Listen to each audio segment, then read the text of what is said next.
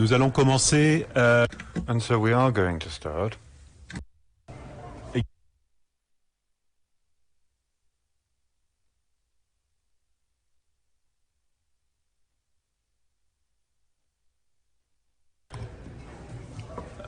We're going to start. More copies will be are coming now.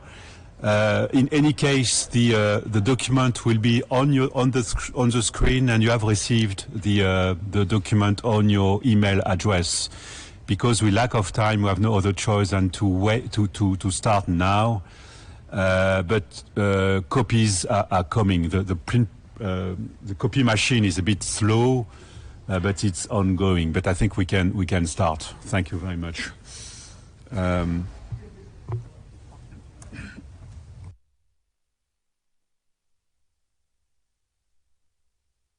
Okay, the document will be on your screen very soon. Et je vais passer au français puisque. If I may, I'll slip back into French, given that we do have interpreters. So looking at the documents, we are reviewing Agenda Item 20, which consists of considering and adopting the final documents of our conference. We were at an agenda item on closing the work of the conference, during which delegations indicated their desire to make statements, and so we need to leave time for those statements and declarations. And so for the consideration of the final document, I would ask for your patience. Please be precise and direct. Otherwise, it may be difficult for manage the small amount of time that remains.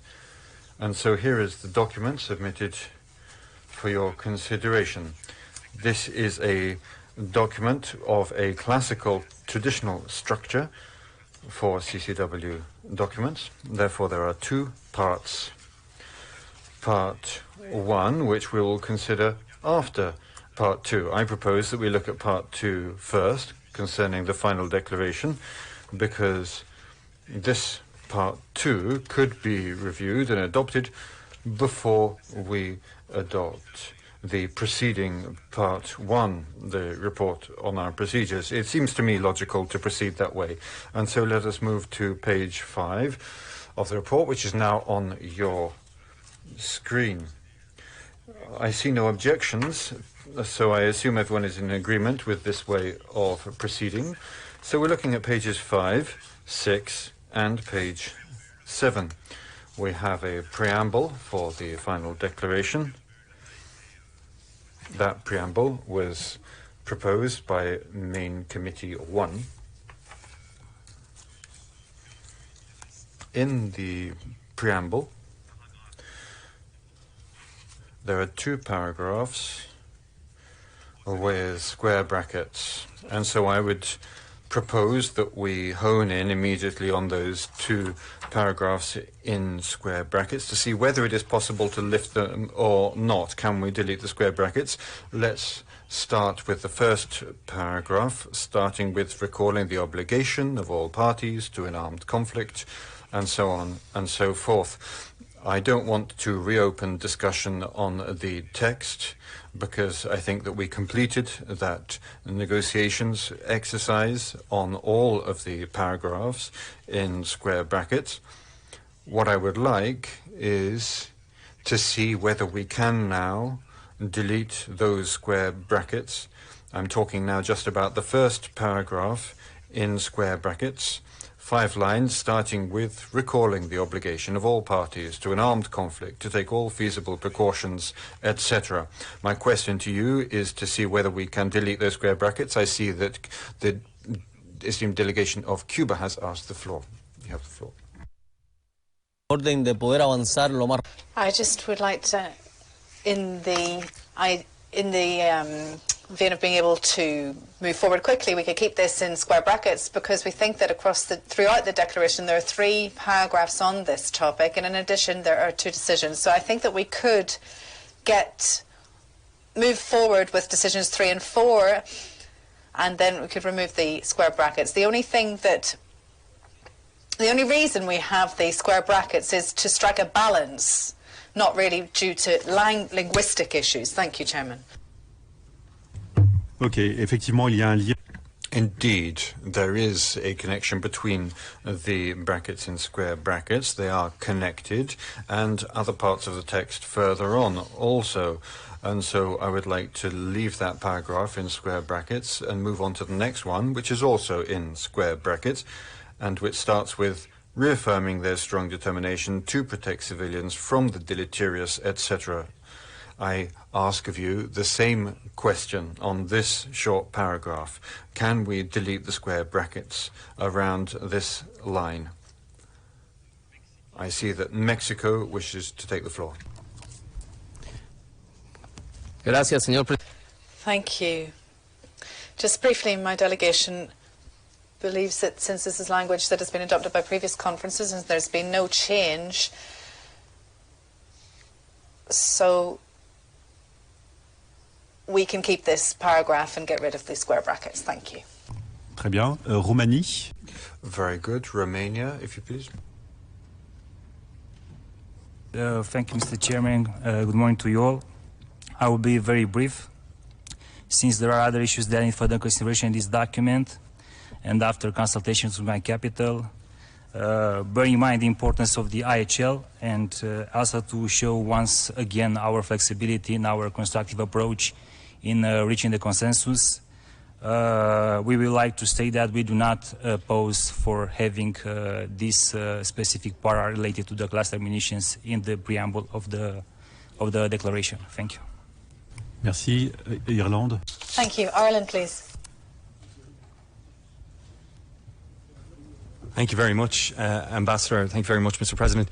I can be very brief and like also through you to express my thanks to the delegate of Romania for showing the utmost flexibility in the good spirit of this convention, and also request that we delete the square brackets around this language, as it is, as we all know, agreed language from our 2016 solemn declaration as well, and we see no reason and no purpose in changing this language from the agreed language. Thank you. Merci beaucoup. Thank you. Austria, please. Just to support the points made just before by the delegations of Ireland, Mexico and others to keep the language and delete the square brackets, please. Thank you very much, Mr. President. Merci à l'Autriche. Fédération. Thank you, Austria. Russian Federation, please. Спасибо, господин председатель. Thank you, Chairman. Our position has not changed. It's true that we already have paragraphs in other texts from previous meetings, and that's sufficient because we're not currently examining these weapons. We haven't heard a proposal to review this issue as part of the CCW, so we suggest we delete this section, this paragraph, because it doesn't reflect the reality of the situation in the case of the convention. I thank you. Merci. Thank you. Chile, please. Thank you, Chair. Just briefly, I'd like to echo the voices of Ireland, Austria and Mexico in the sense of maintaining the language, get rid of the square brackets, because this is a humanitarian concern that is still relevant and long-standing. Thank you.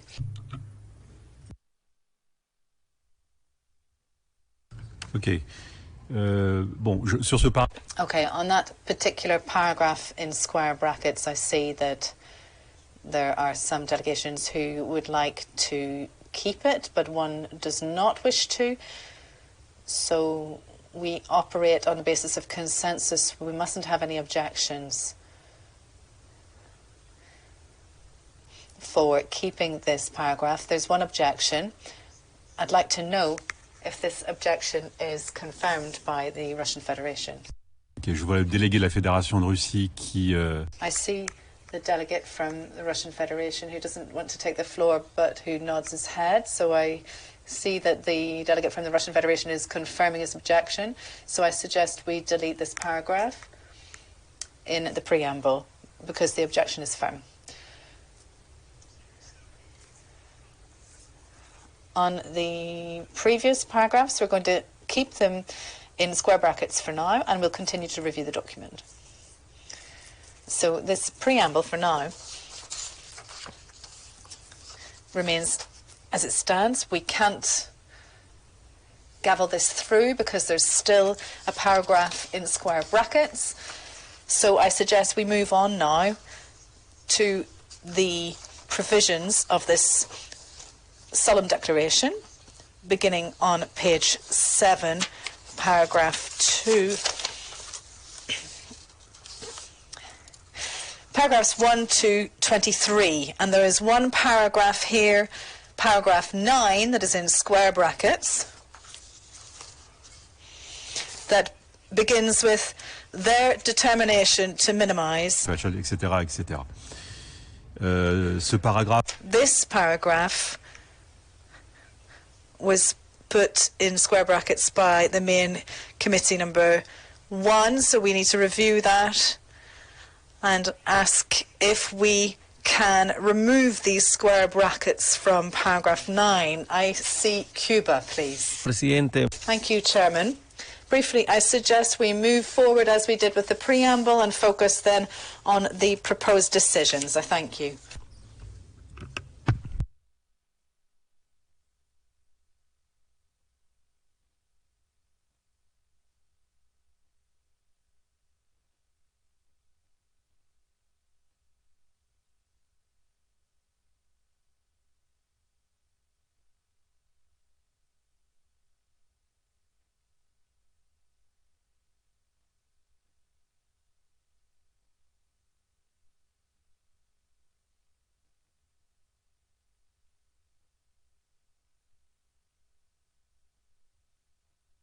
OK. Donc il y a une proposition d'une. So there's a proposal from a delegation to move forward as quickly as possible. Would like us to review the draft decisions that are in paragraphs 11 of your report, and those relating to paragraph 9 in the operative part, the provisions of the declaration. Is that your proposal, Cuba, to go straight to decisions 3 and 4? Right. I think that's a good suggestion. It'll help us to clarify this situation somewhat. So, dear friends, I suggest we move on to page 11 of our report. On page 11, we have 2 decisions in square brackets that pertain to the discussion we have just had. A decision number 3 that's in square brackets that was conveyed by the main committee 1 with these square brackets, so we can review decision 3. Can we remove these square brackets from decision 3 and adopt this decision provisionally? Cuba. Cuba, please. Thank you, Chairman. Regarding decision 3, our delegation needs to record a formal objection. We suggest we should delete this paragraph in its entirety. We have given broad arguments under Commission 1 that we don't want to repeat in the essence of time, but Cuba would not stand ready to create a group of experts with all of that and everything that would imply to review this issue, because that requires resources and other considerations, which I think number 7, and I don't think we can accept this proposal. And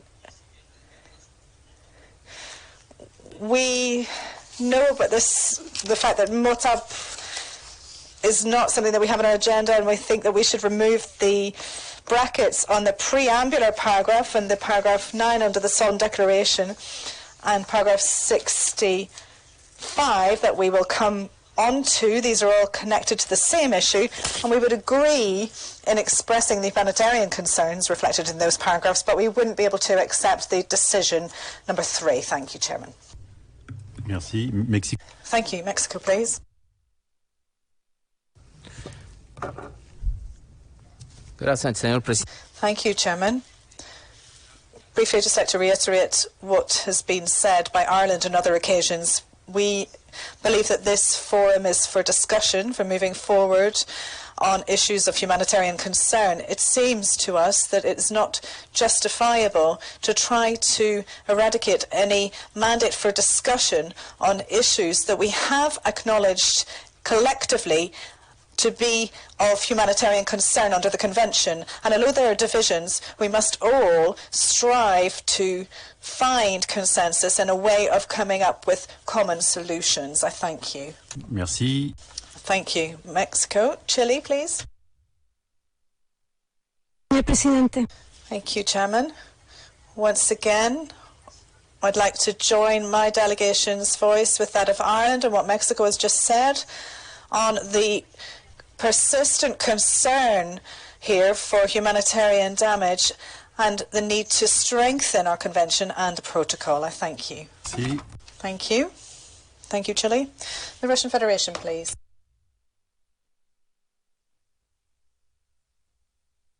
Спасибо, господин председатель. Thank you, Chairman.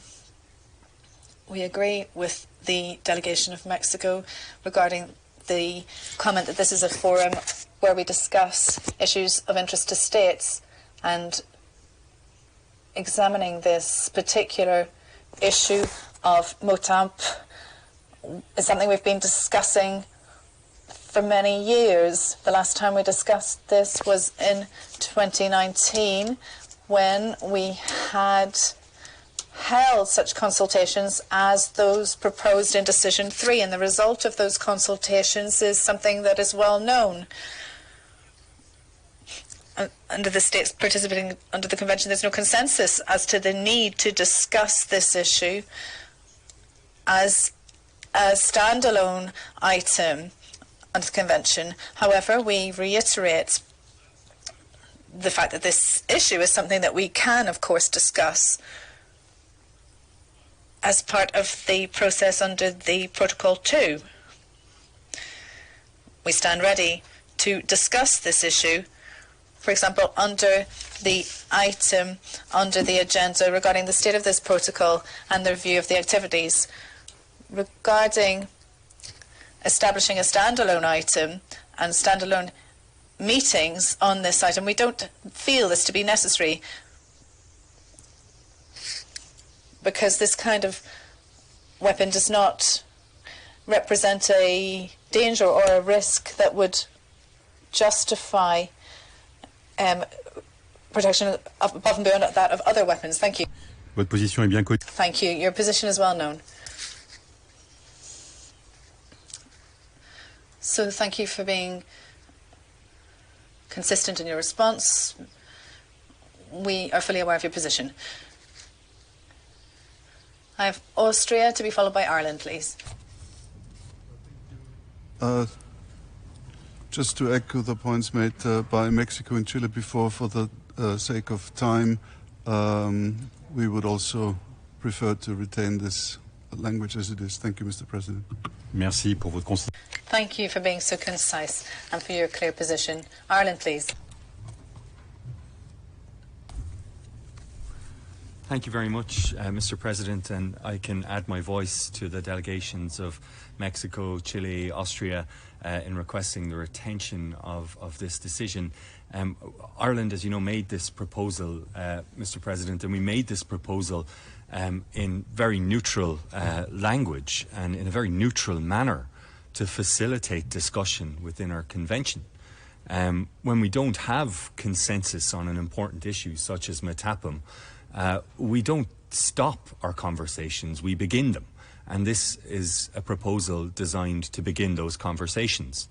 I would note that in the utmost spirit of flexibility from my delegation, perhaps we could be willing to consider placing the issue of Motapum as an agenda item for the 2022 meeting of high contracting parties, and that, for instance, would resolve the budgetary concerns of my distinguished colleague from the Cuban delegation.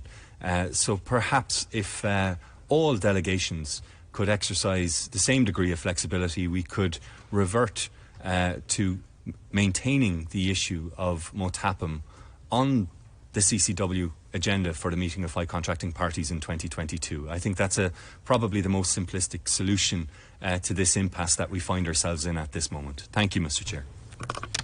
Merci. Thank you, Ireland. So, there's a proposed... Norway, please.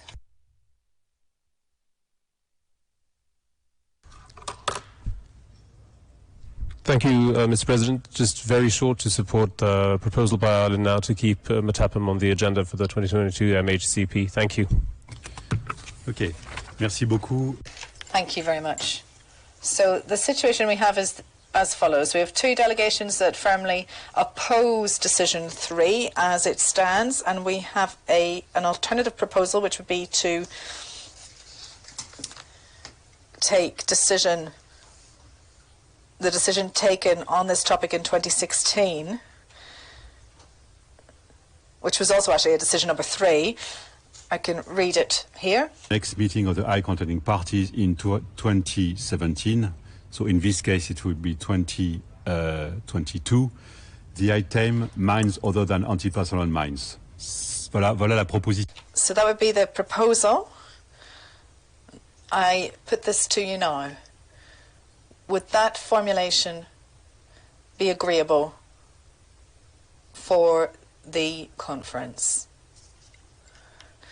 Germany, please. Thank you, Mr. President, and thank you for your efforts and also for the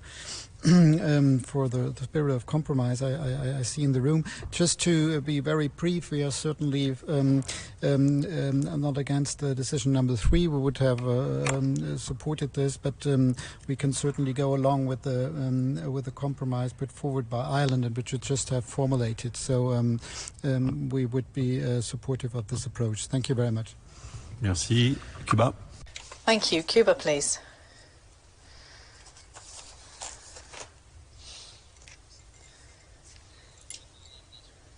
We'd like to thank Ireland for the proposal, but we cannot accept it, regrettably. We understand that the topic of MOTAPM is an issue that pertains to the amended protocols, so if the high contracting parties were ready to accept that there would be more meetings than for other protocols, then we would take it that, given that it is a topic that doesn't enjoy consensus under the amended protocol, then it would come under the agenda of the convention. So in short, we oppose this proposal in the understanding that the space for tackling this issue is already sufficient. It can be discussed under the general debate or under other business. If we were to adopt the same kind of agenda for the next high contracting party meeting, then we would have 3 items in the agenda under which this could be raised by those delegations that have concerns, as it would be, as we have for the current item 6 or 14, or other business, or 10, the emerging issues under purposes and principles of the Convention. Let me be clear, Cuba has particular interests that do not appear on the agenda, such as the impact of the unilateral coercive measures on cooperation under the Convention and the protocols, and the need for countries who have remnants of war before the entry into force of the Convention take on the responsibility for the cleanup, or 3, to discuss the due compensation that states should enjoy due to the raising humanitarian concerns because of the use of weapons. Cuba also have concerns, but we're putting them to one side. We're keeping that for our general debate, and we're not asking to open up the agenda on issues that we know do not enjoy consensus. I thank you. La réponse est non. Okay, so the answer is no.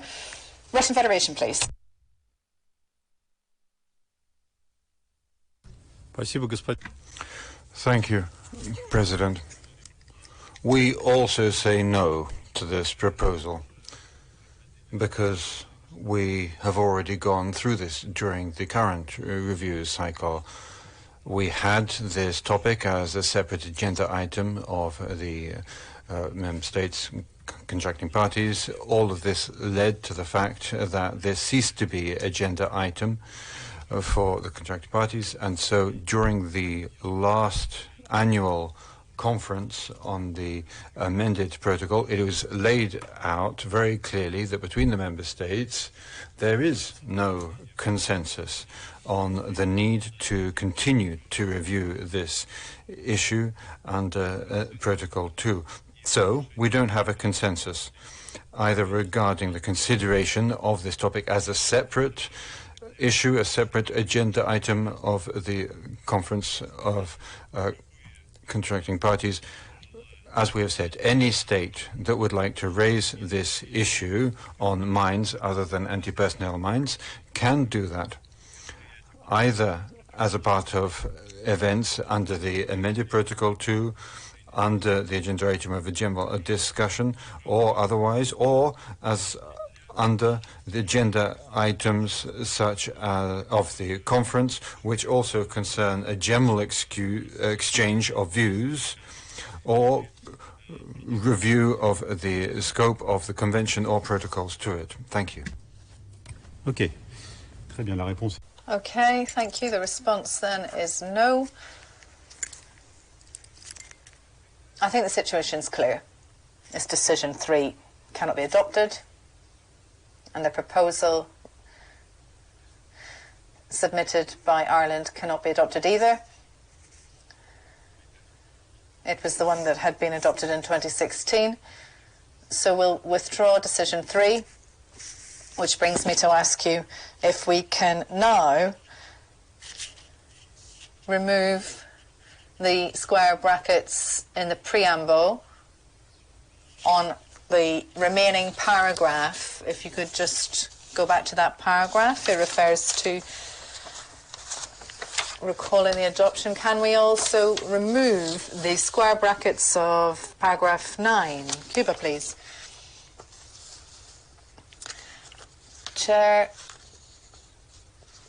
Cuba could say we could remove the square brackets under paragraph 9 and 65. We would like to address that. Thank you. Okay, let's try. I'll ask the Secretariat to remove the square brackets. And in paragraph 9 of the provisions. Merci. Je reviens au... Thank you. Let me go back to the preamble then. Can the preamble be adopted in its entirety as you see it now? Je ne vois pas d'objection. I see no objections. It is so decided. Moving on now to the first part of the solemn declaration. If I'm not mistaken, there are now no square brackets. Have a good look. Et je pose la même question. Est-ce qu'elle... I ask the same question. Can we adopt it in its entirety?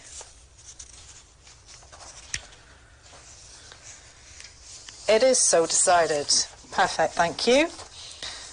We're moving on now to the second part of the solemn declarations, beginning with paragraph 24 and concluding with paragraph 30. There are no square brackets.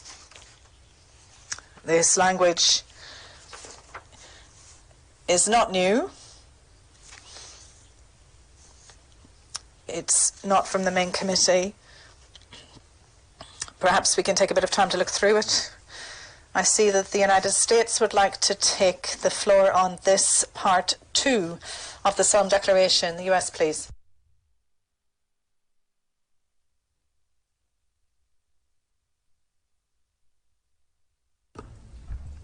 Thank you, Mr. President. So we don't have a question about the particular paragraphs, but we did note that in the chapeau immediately after Roman 2, the word agrees appears. And my recollection is that during Main Committee 1, there was an agreement in the room to change that formulation to the conference reached consensus on strike agrees, reached consensus on the following actions. So we would propose to restore the language as reported by Main Committee 1. Thank you. Merci aux États-Unis, absolument, c'est une erreur de notre part. Sorry, that's a mistake from our side. We'll replace the word agrees with reached consensus on. Let's look once again at this part 2 as a whole. I'll just give you a bit of time to read it through. Any comments? I see none. It is so decided. Thank you very much. Let's move on now to the third part, the decisions.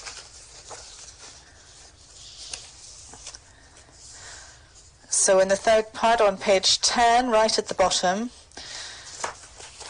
to the middle of page 12. This is a bit more complex because here we'll be taking decisions, so we're going to go through each decision at a time. Decision 1, then, is the copy-paste of the ad referendum agreement from this morning during the main committee 2, dealing with laws, the small arms, light weapons. There are 2 lots of square brackets concerning the number of days for the next governmental expert group. I don't want to open a discussion that we already had this morning. I don't think there's any point in getting into that debate. We do need to put a figure and do so quickly. Some delegations asked for that to be 20, others 15, others 10, others 12. I think that 12 could perhaps be an acceptable number for the conference. So I'll ask for a straight answer. Would 12 days be acceptable? The Russian Federation, I'm struggling to see you actually because you're behind Montenegro, but I think that you've got your flag raised. The Russian Federation, please. Спасибо, господин председатель. Thank you very much, President. Our position has not changed regarding the number of days. In our opinion, 10 days is exactly the amount of days that would allow us, on the one hand, to discuss in sufficient detail the necessary issues, and on the other hand, to agree a substantive report by the group. This has been confirmed by practice in 2017, 2018, and again in 2019. Moreover, as we know from our practice of holding meetings of the group, for example, this year for 15 days, the result is well known. The number of days is in no way directly connected to the quality of the work by this group. And therefore, given the current financial problems with staffing of the ISU, we propose limiting this to 10 days, as that is the optimal variant confirmed by practice to allow the group to work at its very best. Thank you. Thank you. Your position is well known. La Macédoine du Nord, s'il vous plaît. North Macedonia, you have the floor. Моя делегация предложила рамку, господин президент, которая происходит от нашего опыта. Но мы... Thank you. We are flexible. We will not stand in the way of a consensus. However, we do need flexibility. Given our mandate, we need enough flexibility to agree to increase our efforts. Looking at the number of days, my delegation has made promises with respect to the number of days to remain constructive, and we will not stand in the way of a consensus. Thank you for your attention. Merci pour votre flexibilité. Thank you for being flexible, and thank you for showing such extreme multilingualism. I see Spain would like to take the floor.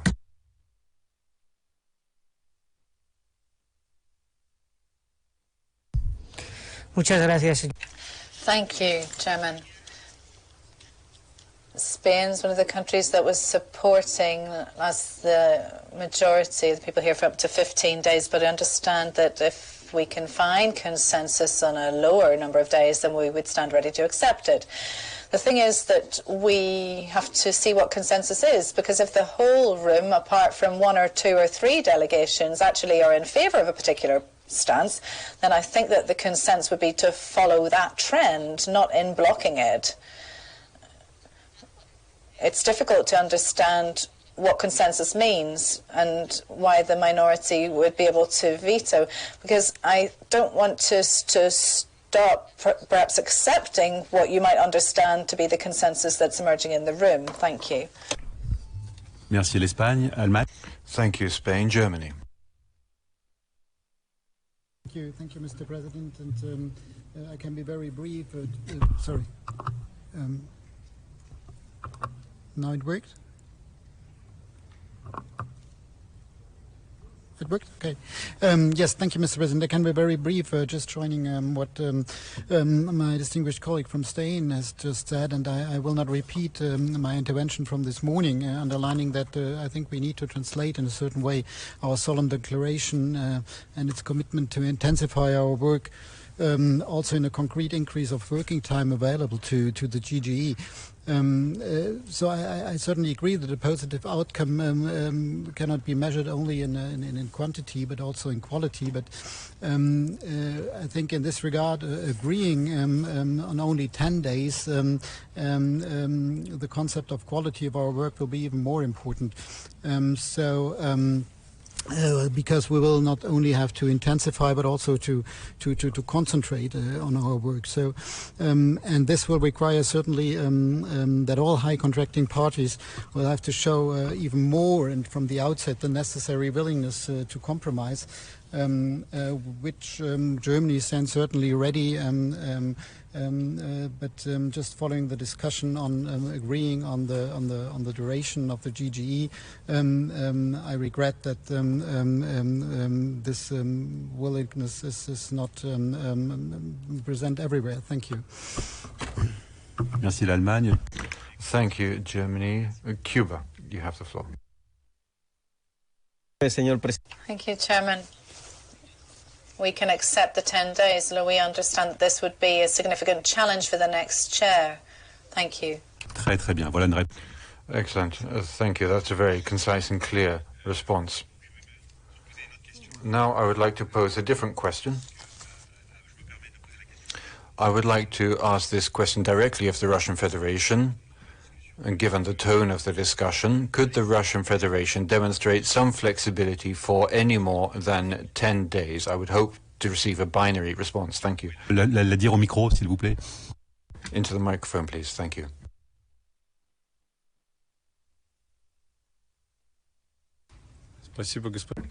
Thank you, President. We have not heard persuasive arguments in favor of the length of work of the group, given the financial status of the convention being more than 10 days. And once again, we would like to reiterate our position. This year we had 15 days. We had 3 sessions.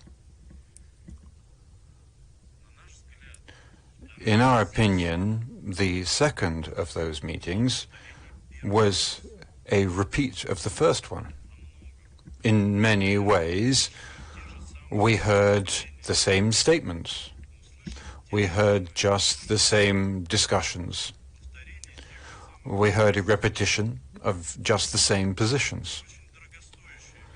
That is a very expensive event, particularly given the situation regarding finances and financing the administrative efforts supporting the convention as a whole. And so, taking into account an event being so expensive, we do not understand why we would need to hold an additional meeting just to state the same positions and make the same statements, rather than focusing on the work of the group itself. Why not try to invite experts from capitals Why not provide the sufficient level of expertise within the group itself and thus compile a substantive report by the group as we did from 2017 through 2019? There was nothing stopping us from producing substantive reports in those 3 years. The number of days was sufficient. We even had fewer days, 5 days, 7 days, and yet we succeeded. And so our delegation has not been convinced that the number of days translates into quality of work by the group. Perhaps there's even an inversely proportional relationship, where a large number of days means that the delegations actually relax, and too many days prevents them from focusing and intensifying their efforts in the group, focusing on work on the report, rather than filling in the time to repeat the same statements again and again with the sensation that they have many, many days left before they have to finish the work of the group. In our opinion, 10 is that number of days which allows the delegations to focus, but at the same time it gives them sufficient time for full format comprehensive work. Thank you for your attention. Non, c'est moi qui vous remercie. I would like to thank you. Thank you very much for the detail. The United States, which will be followed by Argentina.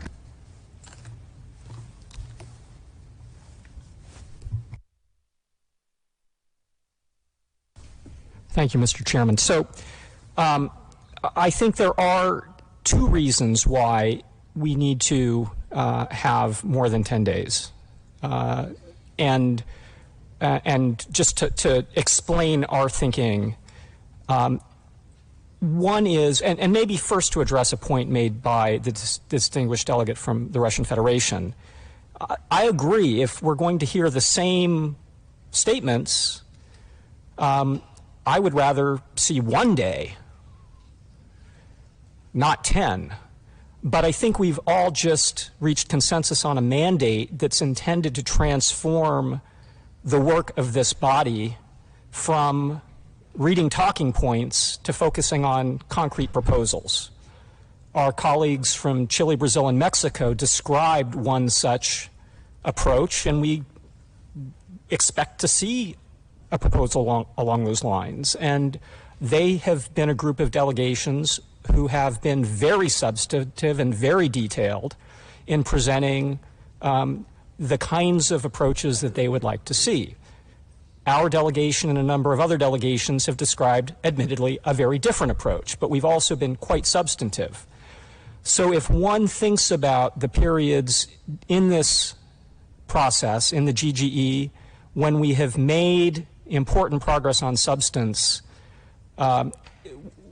we know that it takes time to work through complex technical text. We expect to see that in the next year. We will need the time to discuss this complex text. We will need the time to explore the technical, legal, and military operational issues associated with the text.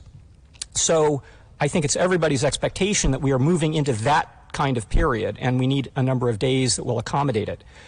The second reason is COVID. As much as all of us would love to be past COVID, we are not past COVID. It significantly limits our ability in the time that we have. It limits the ability to have informal discussions. It limits ability to work late. And we don't know where this pandemic is going, as much as we hope it will go in a better direction. So those are two very concrete reasons why 10 days to achieve the mandate that we've set for ourselves is, in the view of our delegation, too few days. Thank you. Merci beaucoup. Thank you. Argentina, you have the floor. Thank you, Chairman. My delegation was going to make a similar comment to that of the US as to the challenges of the COVID-19 pandemic, one being the delay on the part of a few delegations to submit their information on time, for example. But one of the challenges that previously we faced was that after 6 p.m. it's more difficult to hold informal meetings. In my country, my delegation, of course, always wanted to have informal meetings to be able to uphold the principle of multilingualism and to have interpretation.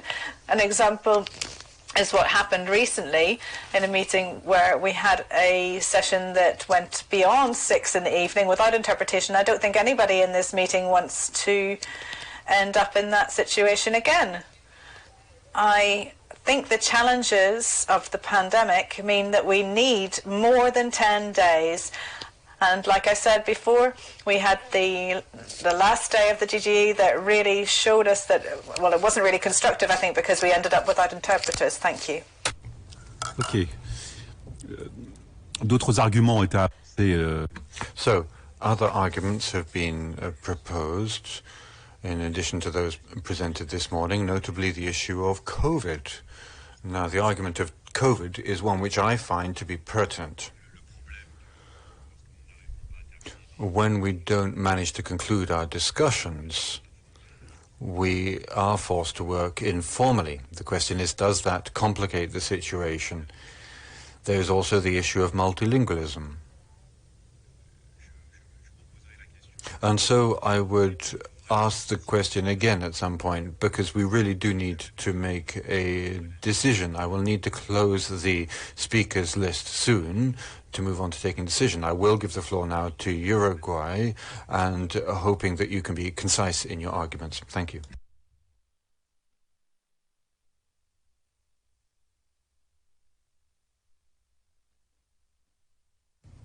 Muchas gracias, señor presidente. Thank you, Chairman. I'll be brief.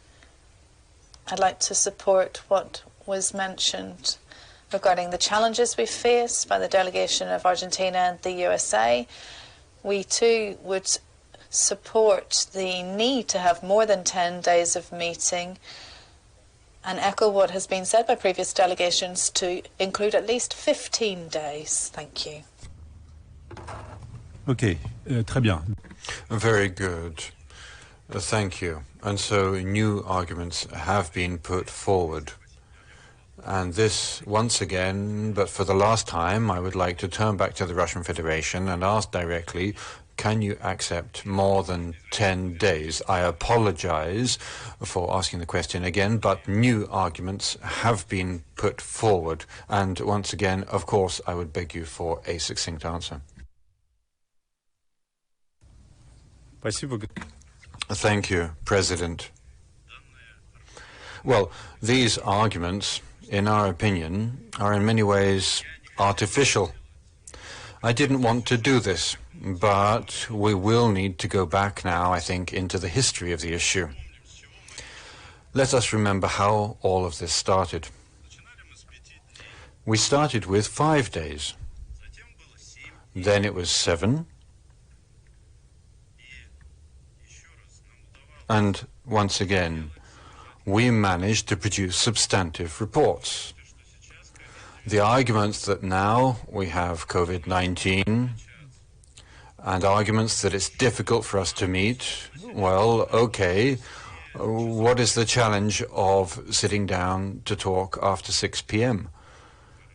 Okay, if that's difficult, then let's not do 7 days, let's do 10 days. I think that 3 days is enough to compensate for each of these complicating factors, with the exception of sitting around talking from 6 p.m. until 3 a.m. on the last day. As regards the arguments about the mandate itself, well, in our opinion, they also appear unconvincing. The previous mandate was no less broad. It demanded just as much effort from all of us for its full implementation. So we wouldn't like to compare different mandates.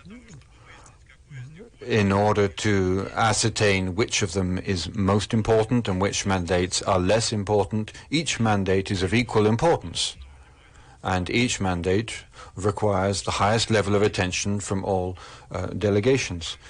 Nevertheless, under the previous mandate, we did succeed, we did fulfill our mission in 7 days.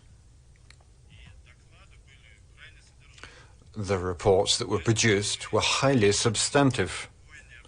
Therefore, we see no need whatsoever under today's conditions to increase the number of days of the GGE on laws to more than 10 days. Thank you. Okay. All right. Thank you. We will move on now to the adoption. I would like to ask of the Secretariat to put 10 days instead of XX in square brackets and submit this decision number 1 for adoption. Are there any objections to the option of decision 1 as it appears now on the screen and as was amended by myself orally? The decision is adopted. Good, thank you very much. We'll move on now to decision 2. This concerns the adoption ad referendum of the consolidated financial measures as discussed this morning. This is a definitive adoption. Is decision 2 acceptable? The Russian Federation. You have requested the floor, I see.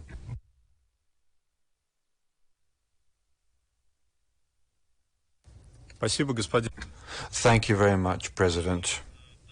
On the whole, we don't have objections to this specific text, but we do have one small technical correction. In order to avoid the adoption each year of a specific decision that the conference can conduct a review of the consolidated financial measures, we would propose removing 2022 and putting in the meetings, plural, of high contracting parties. This would make it possible during each conference, if necessary, to conduct a review of these measures. Thank you. Okay. I see no difficulty to doing that. I would like to ask of the Secretary directly now to delete 2022. Is that decision ripe for adoption? As you see on the screen, after a proposal by a delegation, I see no objections. I see a request of the floor from India. You have the floor. Mr. Chairman, thank you. Mr. President, thank you very much. While I have no problem with the suggestion made by the distinguished delegate of the Russian Federation, it might create an unintended effect because meeting of high contracting parties would continue post-review cycle also. So either we limit it to this review cycle, otherwise we are giving a blank check for all meetings of high contracting parties to be able to review these measures. Thank you.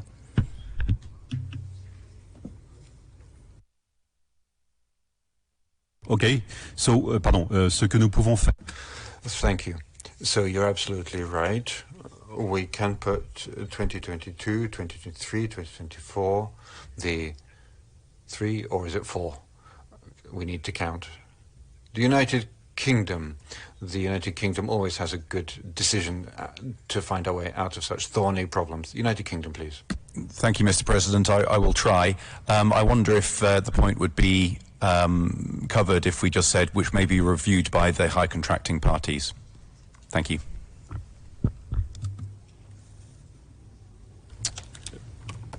Merci beaucoup. Thank you very much. Russian Federation.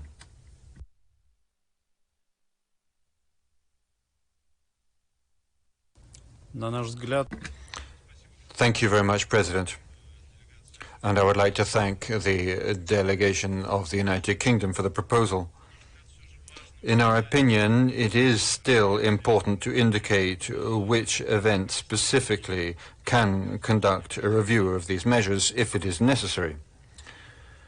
It seems to me that we could do as is indicated now, listing the dates 2022 to 2025, meetings of the high contracting parties, or add a phrase instead of the years within the framework of the review cycle of 2022-2025. Cycle of 2022-2025.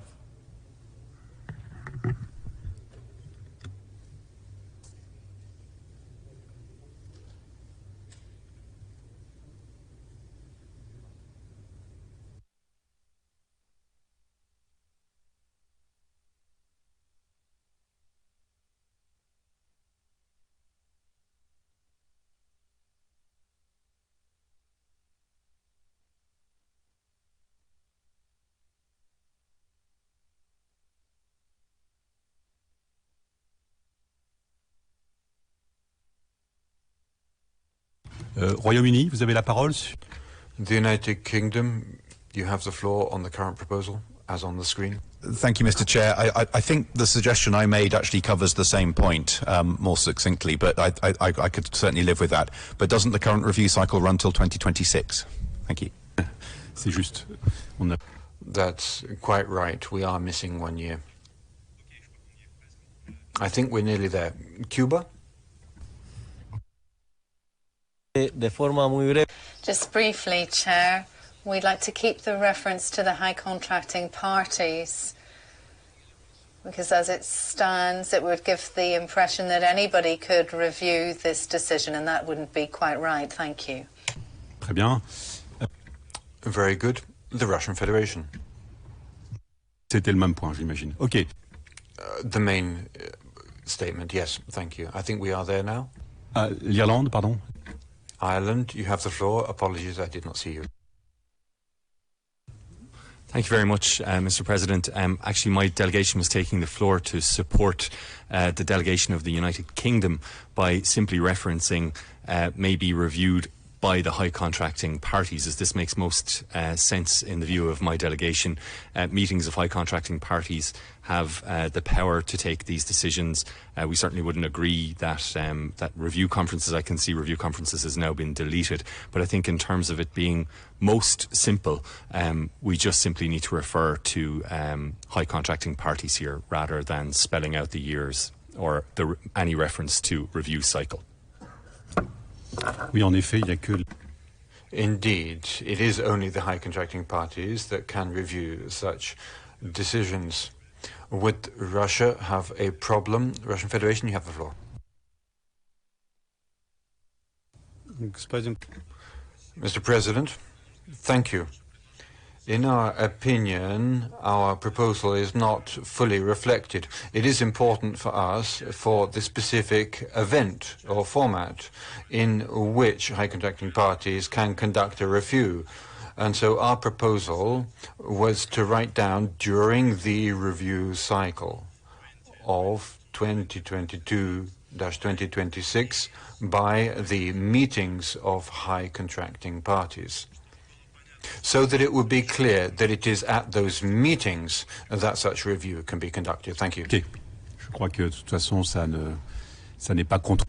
Indeed, I don't think that's counterproductive. That's just a good clarifying point.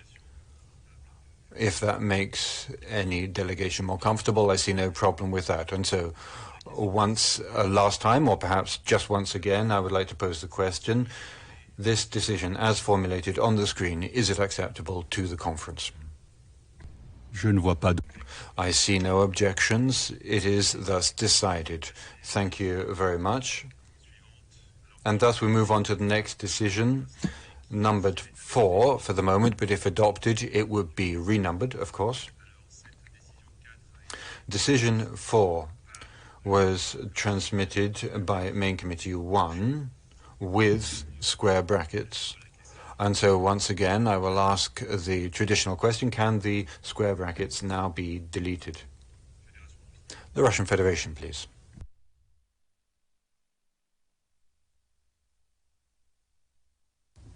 Спасибо. Thank you very much, President.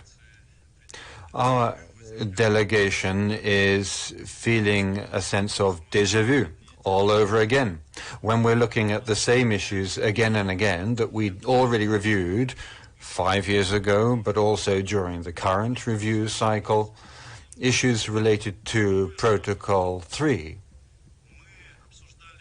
were discussed 5 years ago in 2016, and we adopted the corresponding decision to include such an agenda item to discuss it. We did all this.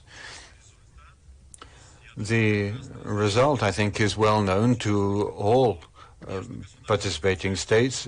Between the participating states, there was no consensus that arose to say that this protocol is worthy of a review or of holding any review or amendment or any other additional subsequent work with respect to this protocol. Therefore, our delegation proposes no longer repeating what we have already been going through since 2016 through 2018, but rather focus on more high-priority tasks. Furthermore, we do not deny the right of any participating state to raise issues related to Protocol 3 under the agenda item covering the scope and validity of current valid protocols to the Convention. And so this is why we would like to propose deleting this text so as not to repeat ourselves unnecessarily. Thank you. Mexico.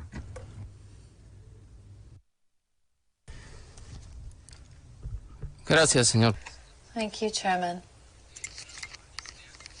This year alone, my delegation has read a number of reports about the use of incendiary weapons via a number of vectors. We've also read some reports as to the consequences of other kinds of similar weapons, such as that of white phosphorus and the burns that this causes on bodies and the difficulties for medical care. And I also went into the archives and I read about the studies of the difficulty of providing medical care for those suffering from such injuries, and we've also seen horrific loss of life. I really feel that it's incredible that in spite of the fact that we know about this, and the conference is aware of the horrendous humanitarian effects of these kinds of weapons, that we are not at all ready to consider it as an item for discussion at our meetings. I think here we are losing sight of the goal of this convention. We are getting bogged down in technicalities and stripping the convention of its substance and relevance. My delegation thinks it is critical that we keep this paragraph. I thank you. Merci. Thank you. Austria, you have the floor. Distinguished. Thank you. My points have just been made very eloquently by the distinguished delegate of Mexico. In our view, this is a very important principal issue. Protocol 3 is a protocol of this framework convention, and it must be possible to deal with this issue in a structured manner and not under any other business. So this is a very important point for us. Thank you very much, Mr. President. Merci, l'Autriche. Thank you, Austria. Now, Cuba, you have the floor. Chairman, Cuba supports Protocol 3, and we're not going to repeat our national stance on that. However, the proposal, as we can see it here, is difficult for us because we haven't decided to hold informal consultations, as that would actually undermine multilingualism. It also affects small delegations, And thirdly, we don't see much point in having informal consultations that at the end of the day don't result in anything. Looking through the report, I think there's a mistake in the numbering, but here we're asking for informal consultations, and I understand that to implement and universalise the Protocol 3. This should be for all protocols.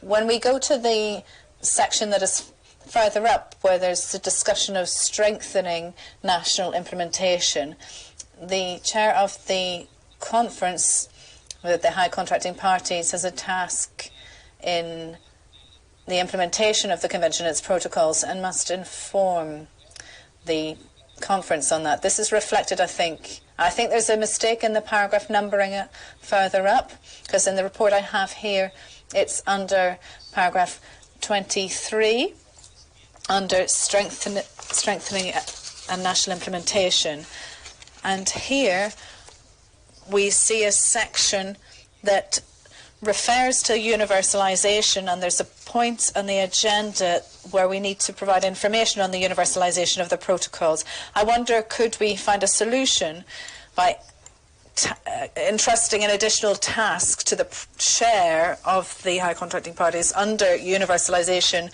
where he provides an update on progress in that area? But we couldn't support a process of informal consultations because that does not fix all on an equal footing. I thank you. Nouvelle-Zélande. Thank you. New Zealand, please.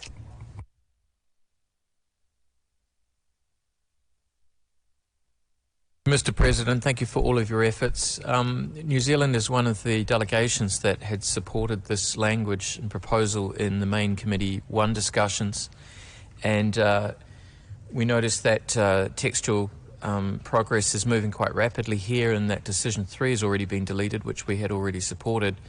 We accept that, but we wouldn't want our silence to be interpreted as meaning anything other than that we continue to support the inclusion of the language here in Decision 4.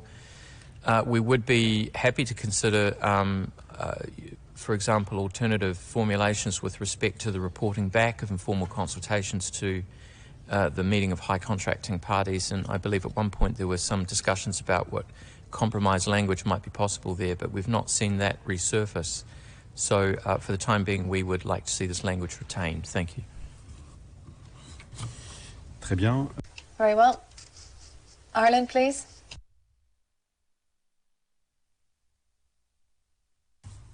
Thank you, Mr. Chair. And as the delegation that tabled this draft decision, I feel compelled to take the floor again.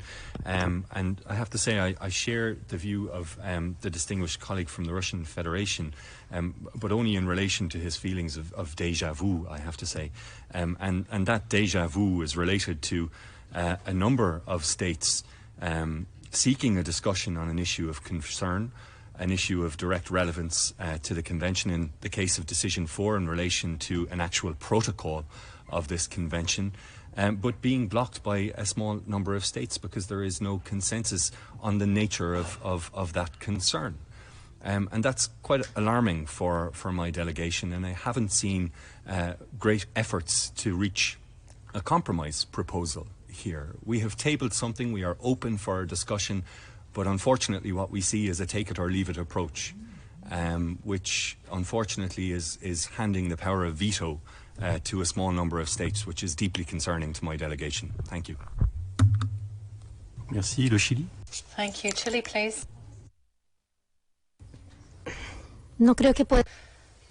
I don't think I can be as brief as I have been up to now. I'd like to support Ireland and the last comment that he made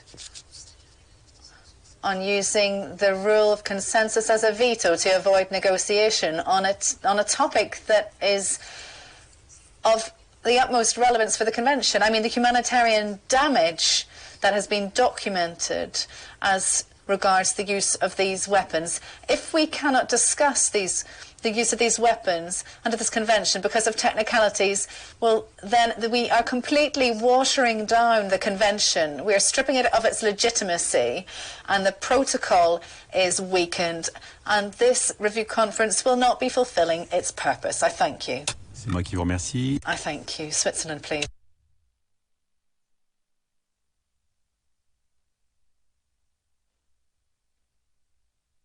Président. J'aimerais... Thank you, Chairman. I would like to add my delegation's voice here, because I think here we're starting to have a substantive issue here as to the operation of our convention. I think we're talking about the lowest common denominator here. Even with the addition of the text, it's a very worrying development for my delegation, and indeed for our convention. We need to have the appropriate space to discuss the implementation of existing protocols and their universalization, and for that very reason my delegation would like to see this language maintained. Costa Rica. Costa Rica, please. Gracias, señor. Thank you, Chair. I'm not going to reiterate our national position, but I've been listening carefully to the comments from other delegations, and indeed there's a clear majority calling for us to keep this point. I want to join that majority because the issue of Protocol 3 requires urgent review. Thank you. Merci beaucoup. Thank you. The Russian Federation, please.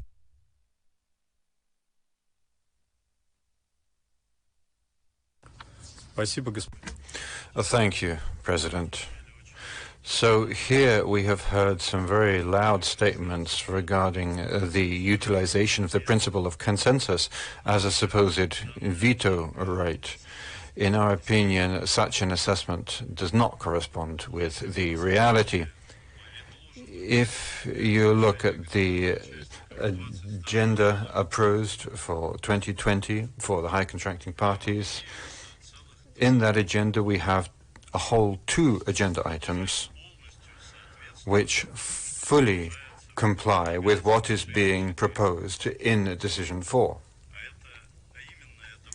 Specifically, these are agenda items 13 and agenda item 11, which are specifically on the universalization of the Convention and the protocols, as well as the status of implementation and compliance with the Convention and its protocols.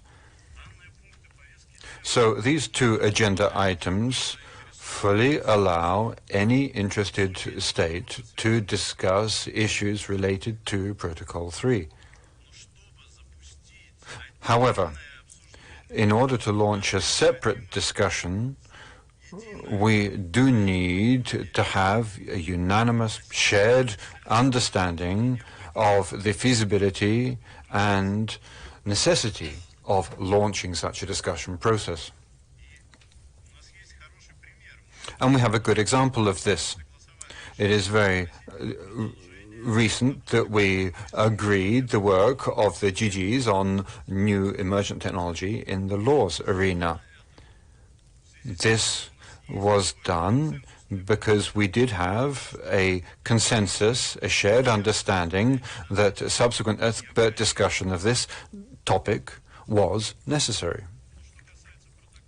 But as regards Protocol 3, I do not see in the room a broad enough consensus to highlight Protocol 3 as a separate area of discussion under the meetings of the Convention. However, we do have the full understanding that under agenda items 11 and 13, discussion of Protocol 3 and any issues related to the protocol and its universalization can be raised by any member state, participant state, who is interested in doing so. And so we would ask you to refrain from such loud statements that some states are allegedly using the consensus principle as a kind of veto right, because such accusations, we believe, do not facilitate strengthening the Convention or facilitate constructive work in this forum and associated meetings. Thank you. The Chair thanks you. Norway, and then the speakers list will be closed. Mr. President, thank you very much. We're puzzled about the direction this is taking. First, we remove a preambular paragraph that expressly recognizes the deleterious humanitarian effects of cluster munitions and expresses our strong determination to protect civilians from those weapons, for the sole reason that we haven't debated the issue recently. We don't see how that has any bearing on the importance of this common understanding, and nobody suggested that these concerns or this strong determination has dissipated, but of course that train has left the station. Now we're looking at removing the opportunity that we have a focused discussion on Protocol 3, which is the wish of many states because of the fundamental humanitarian concerns that these weapons bring in with them, for the sole reason that some states don't see the reason to discuss it. And we share the view expressed by the Dutch delegation under Main Committee 1 that when we disagree is exactly when we should continue to have a conversation. And as a minimum, we should allow ourselves to debate this important protocol that does not have its own meeting in a structured manner, not as an afterthought under a general agenda item, but with a proper focus that a protocol of this convention deserves. So we support the decision as is, but a complete minimum should be that we retain Protocol 3 as a specific agenda item for the MHCP. Thank you. Merci beaucoup. Thank you very much. And so now we have a time problem. I need to accelerate. I can leave the speaking list open, but just for two countries, Cuba followed by Australia, following which we will need to make progress. Cuba, if I may ask you to be very succinct. You've made your statement. If you would like to complement it, please, briefly. Thank you, Chair. I'll be brief. I think that here, the question isn't so much whether we want to discuss Protocol 3 or not. It's quite clear that in the current agenda of the Convention, we can talk about implementation of Protocol 3 or any other protocol. And there's also an item to talk about the universalization of Protocol 3 and any other protocol. So we have the space. That's the first thing. The delegation of Cuba has no problem in removing 1 day from the discussion for the amended protocol and to use it for Protocol 3 for informal meetings, even though we oppose them. But here we're just talking about opening an informal consultation process that might bring about a whole host of meetings and then lead to no result. That is something we definitely oppose. Thank you. Merci. Thank you. Australia. It can be very brief. I just wanted to add my delegation's voiced calls to retain Decision 4.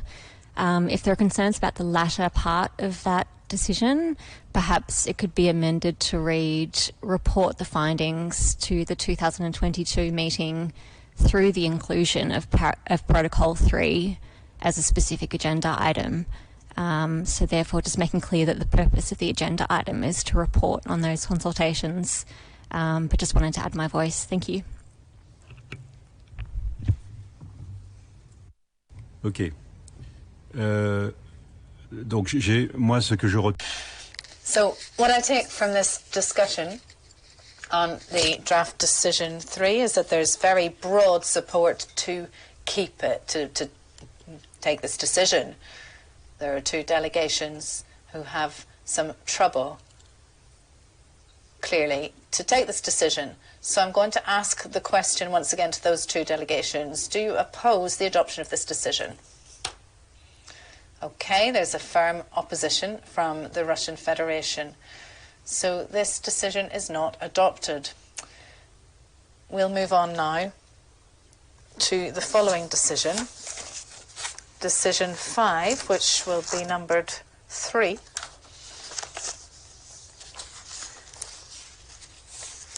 Is that decision troublesome? I don't think so. It's therefore adopted. Decision 6. Let me ask you for 5 minutes. Grace, please. It's in square brackets. It concerns the dates of our work next year. The dates for the group of experts for amended Protocol 2. Sorry, for the meeting of the high contracting parties to Protocol 5. And the dates for the GGE on laws, there are 10 days there. We've just adopted Decision 1 for 10 days, so we need to remove the square brackets.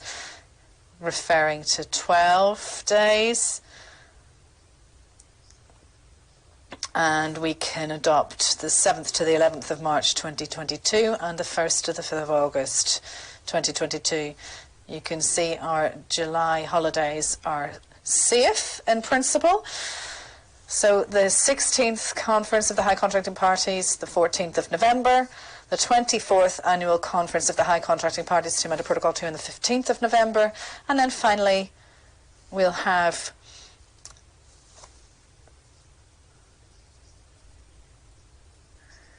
the estimated costs. The Russian Federation, please.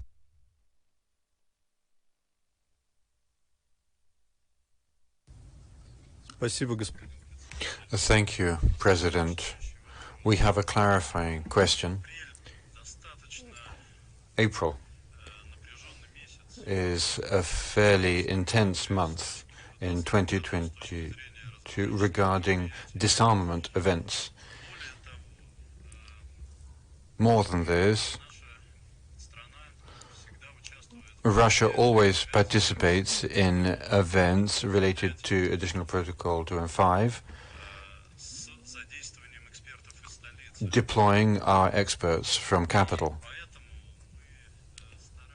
Therefore, we have tried to organize meetings of the group of government experts and Additional Protocol 2 and 5 meetings, one immediately shoulder to shoulder with the next.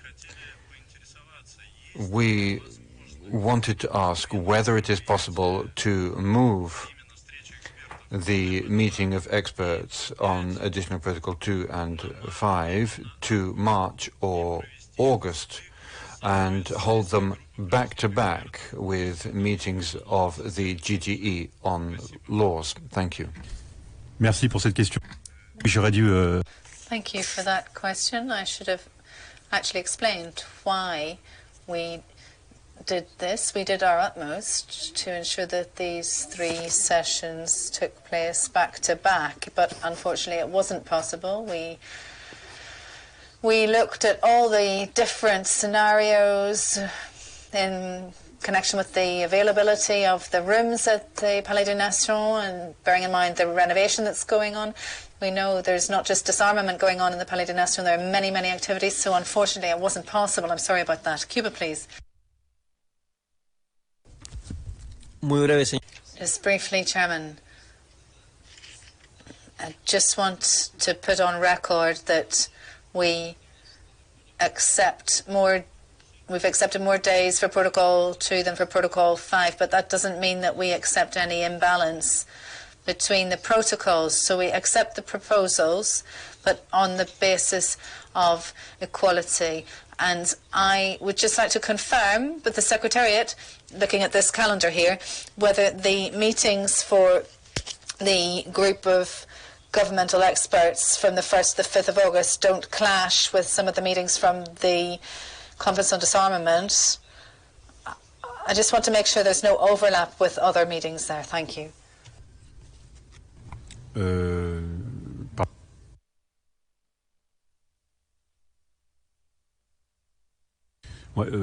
Très franchement, merci beaucoup. Quite frankly, thank you for the question, but there's always a possibility that there's a clash with the CD, because we never know when the CD are going to convene the meetings. That's something that we can't really guess. It's down to the presidency of the CD. You know that very well. So we have done our best, but we can't really do better than that. Thank you. Russia, please.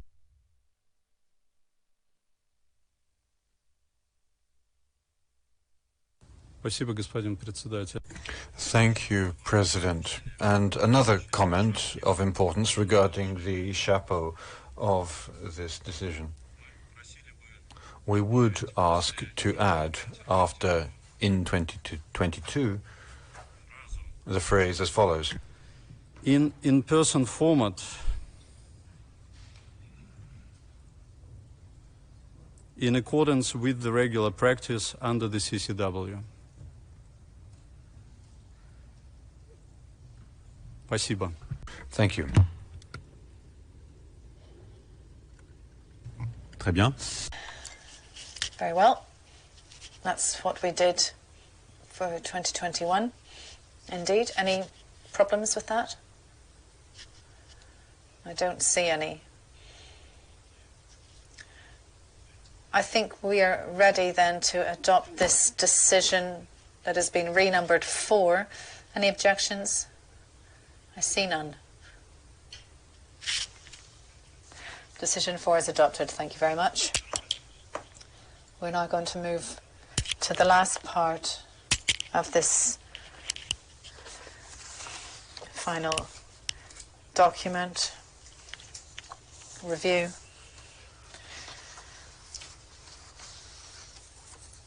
Which has been submitted by Main Committee 1.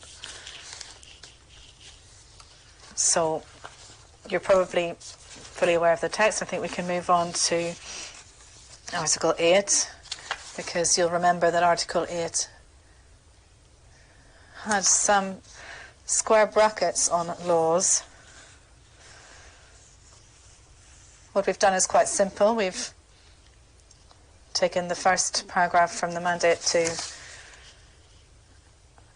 decide that the open-ended group of governmental experts related to emerging technologies in the area of lethal autonomous weapon systems, and so on and so forth, would continue its work to strengthen the convention. I think this is actually what we did in 2016.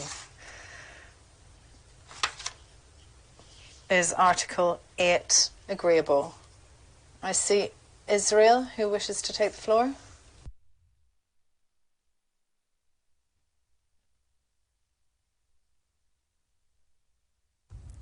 Thank you, Chair.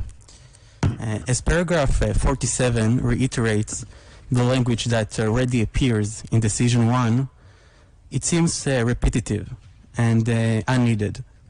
Instead, we suggest writing shortly, welcoming the work of the GGE. Thank you, Chair.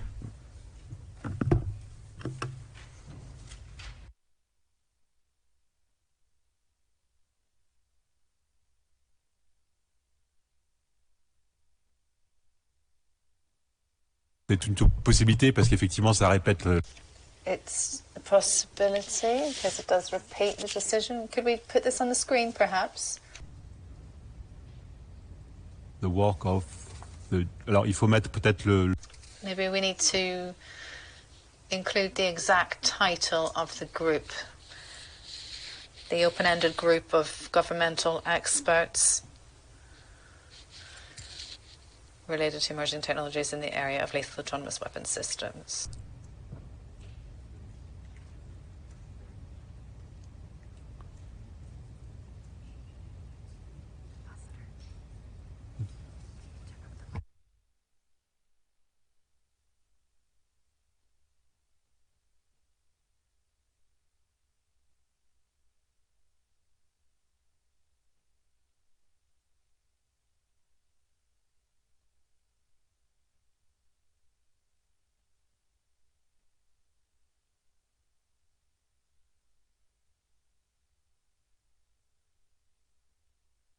Ok, donc c'est une solution alternative. Okay, that's an alternative solution. I don't think that's difficult to accept. Secretariat, could you put a line through the rest of the paragraph? Okay, the initial drafting was redundant because I think in 2016 actually we had this kind of wording. I think this is quite clear and concise and it changes nothing as to the decision we've already taken. Can everybody agree to that? Perfect. So before we adopt this part in its entirety, we also need to look at paragraph 65, which is in square brackets. It was submitted by the Main Committee 1 with the square brackets. I think we can remove the square brackets, but I want to make sure that is the case. Can we remove the square brackets? I see no objection. Please remove the square brackets. Je crois que le reste...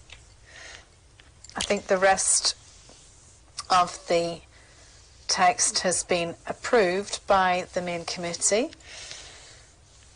So, are we in a position to adopt the section entitled Review in its entirety? I see no objection. It is so decided. I thank you. Just a moment, please. Nous sommes obligés de remonter un peu sur... We have to go back to... I'm sorry about this. Decision 4, because the Secretariat has just pointed out that the 1st of August is a UN holiday. So we'd need to include the 29th of July. I'm sorry for this mistake. The 29th of July to the 5th of August.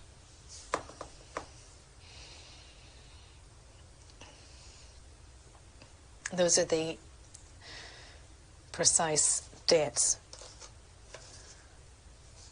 Spain, please. Thank you, Chairman.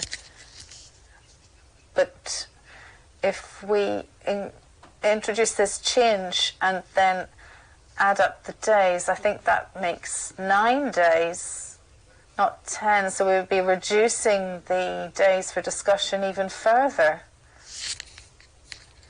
Thank you. On va vérifier ça, je suis désolé. Hein. We are going to double check that, I'm sorry. But it's 10 days that we adopted. We need to make sure. You're quite right, thank you. Just give us a moment, please.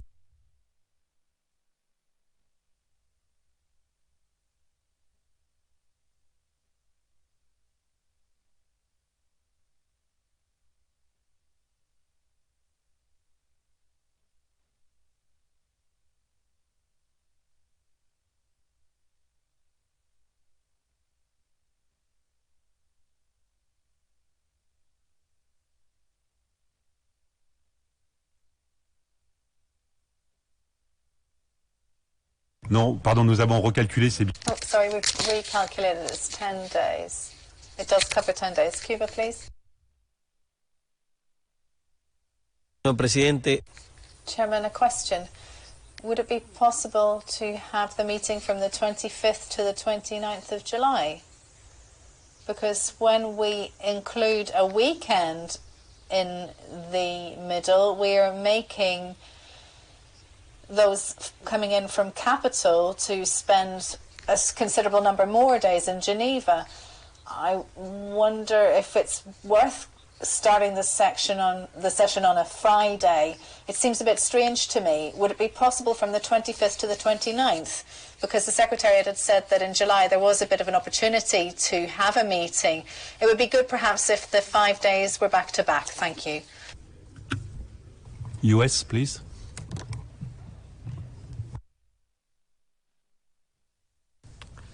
Yes, thank you, Mr. Chairman. Just to agree with our colleague from Cuba and speaking as somebody who has traveled from Capitol for the last 19 days to participate in these meetings, the idea of flying out to have a meeting on Friday and then to stay here for a 3-day weekend before commencing on a Tuesday strikes us as somewhat difficult. And if there's some way to accommodate those that are traveling a great distance to minimize that time, that would be appreciated. Thank you. Merci. Thank you. We're just checking to see if there are conference rooms that are available the week of July that you mention, that you and Cuba mention. We'll check that now. Thank you.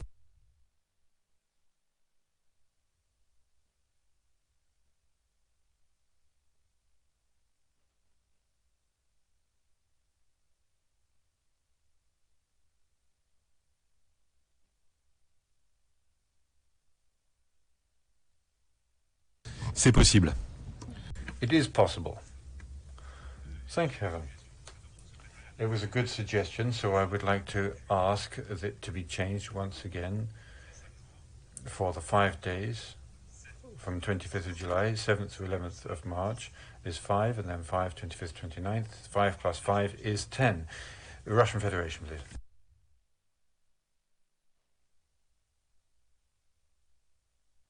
Thank you, President. But as far as I understand, we can utilize this situation to move the group of experts on additional protocols 2 and 5, for example, from the 2nd to the 4th of August, or from the 3rd to the 5th of August. If those dates are free, and if we know that a room is available, we could then hold those at that time back to back with the group of GGE. Thank you. Merci beaucoup. On va voir si... Thank you. We will see if that is possible now. Argentina. Argentina, you have the floor. Preamble. Chair, I've been listening to some comments regarding overlap due to the size of delegation and also the fact that there's a clash perhaps with meetings from the Conference on Disarmament. I'd just like to say that both the March session and the August session will probably overlap with the CD, and that is complicated for the small delegations. It means that we'll have to skip one of the meetings. I think that's the case for Argentina and a number of delegations in this room. So I would support the proposal to have the meeting from the 25th to the 29th of July. And another possibility, so we don't overlap in March, would be to have meetings from the 19th to the 23rd of April, because I think that would avoid any clash. I'd like to ask if the Secretariat could tell us if that is possible. Thank you very much. On vérifie ce point. We will check. Thank you. Le secrétariat va... The Secretariat will attempt to resolve or solve this difficult equation. But it is clear that avoiding all overlap with the Conference on Disarmament will be extremely difficult, if not impossible. We know roughly when the different parts of the Conference on Disarmament will be held, but we don't know exactly when each meeting will be held. But we will do our best. If you could bear with us. Thank you.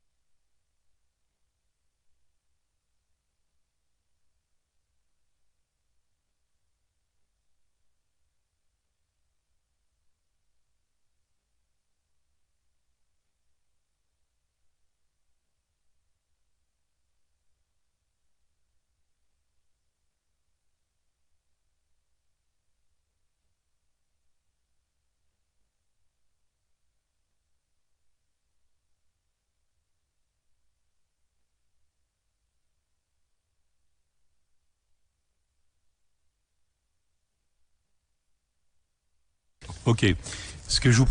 Okay, what I would then propose, dear friends, is to leave decision 4 for the moment, because in any case we are going to adopt the document as a whole. We'll come back to this. We do need to move forward in our work, considering part 1 of the report.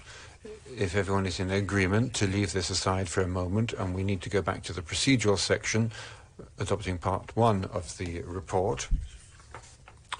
We'll start with the introduction, paragraph 1, the traditional paragraph you're all very well aware of. Then there's 2, 3, 4, 5, which all refer to previous review conferences. This is a language that has been agreed in the past. Paragraph 6. Paragraph 6 mentions the issue of the extraordinary circumstances dictated by COVID, our adoption of a technical decision in 2020 with a preparatory committee. That's all covered in paragraph 6. So I would like now to open our discussion on paragraphs 1 through 6 with the Russian Federation.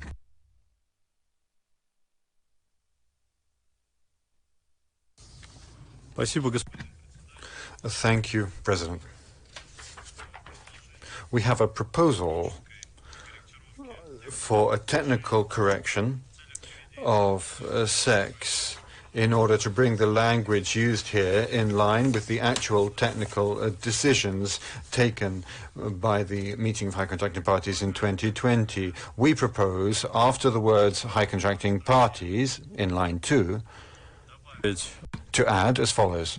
Comma, originally planned to be held in 2020,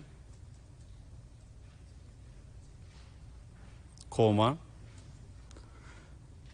did not take place, и удалить слова could not be held, and delete the words could not be held that year. Кроме того, in addition, we would also ask the phrase in April to be replaced with other text, specifically on 3rd May. поскольку дата, because the date of that technical decision was May the 3rd. Thank you. Merci beaucoup. Okay, thank you very much to the Russian Federation. That does not seem to me to be problematic. Are there any other comments on paragraphs 1 through 6? I see no nameplates rising, and so these paragraphs are thus adopted, and we move on to part 2. That is paragraphs numbered from 7 through to 15. Perhaps we will go through them one by one. 7 does not seem to me to be a problem. No, the Russian Federation, you have the floor. Okay, donc je l'adopte. No, so I adopt it. 8. Adopted. Paragraph 9. Adopted. 10. Good. 11 on the rules of procedure. 12. That's on the nomination of Miss Rada Day. 13. Here we go through our program of work. Adopted. The Russian Federation.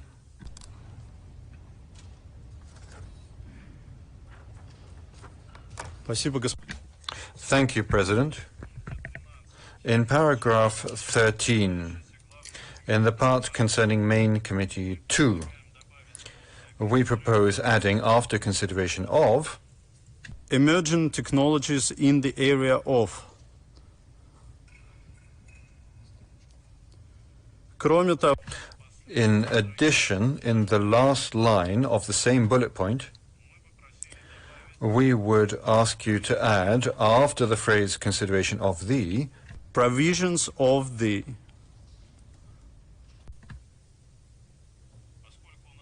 Because we do not yet have the final document on laws, we just have certain provisions which concern the area of lethal autonomous weapons systems. Thank you.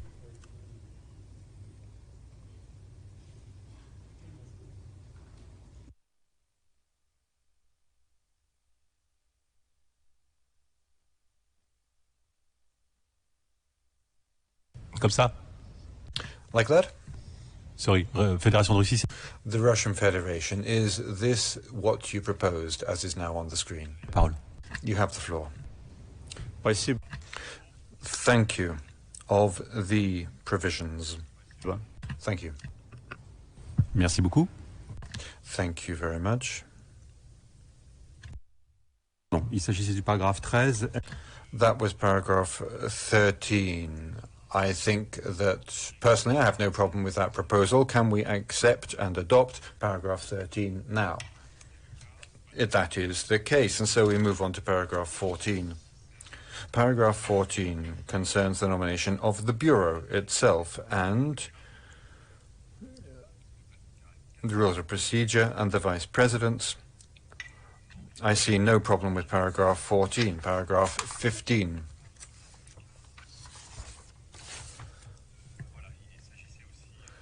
Paragraph 15 also covers the discussion which took place under agenda item 6.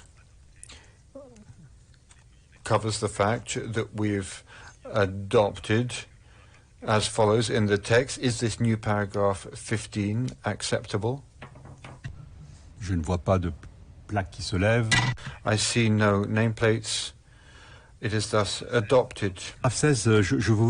Paragraph 16. I would like to ask and beg, indeed, your indulgence. I have the promise from the Secretariat that all countries missing on this list will be added correctly, and so please do not be surprised if your country has vanished. It will reappear. The Secretariat will provide a full list, fully consolidated, of all the countries that participated in the work of the conference. Paragraph 16. Macédoine du Nord. North Macedonia, please. Yes, thank you very much, Mr. President. Throughout the past few hours, we've heard calls for déjà vu all over again and dreams and nightmares, and I'm not sure where to put this paragraph, but even in printing this out, my delegation has a big problem in any way putting it on the website as a draft or whatever. I mean, this is just something that is not we don't wish to see. Thank you very much. Toutes mes excuses. You have my full apologies. I reread the document as closely as possible, but I obviously missed that. It will be corrected as soon as possible. Paragraph 16, if I understand correctly, is adopted. Thank you. Moving on. Is it paragraph 10? Sierra Leone, oui. I'd like to give the floor to Sierra Leone. I see you, but I don't see your nameplate, but you have the floor. Thank you very much, Chair. Mr. President, just, of course, to make the point, I know you've mentioned it, but for the records, my country's name is also missing on the list. I take your promise, but it's good to be on the record. I'll be grateful if it could be included. Thank you.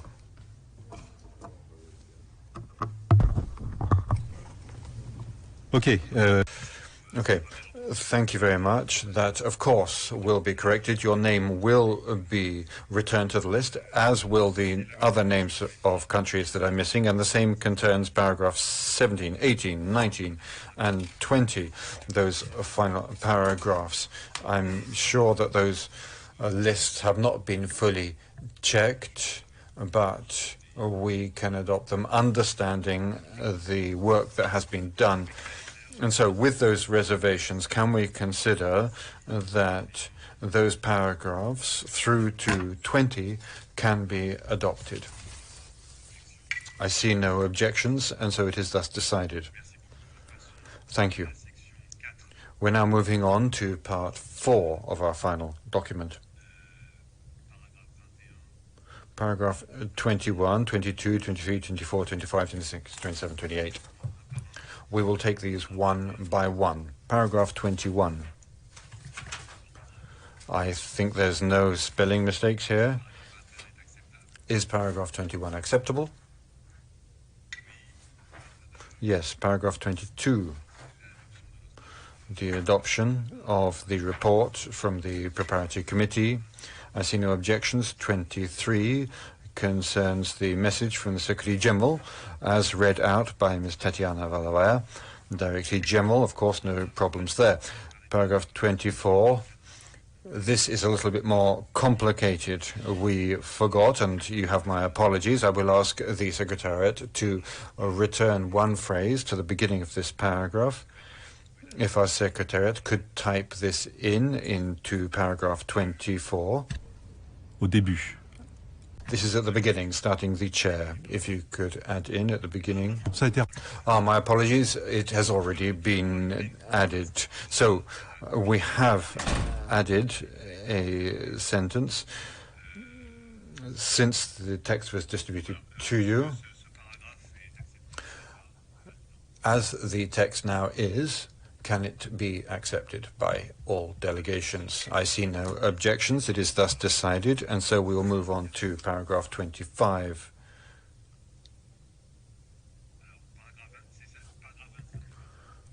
Paragraph 25, I would like to give the floor first to North Macedonia.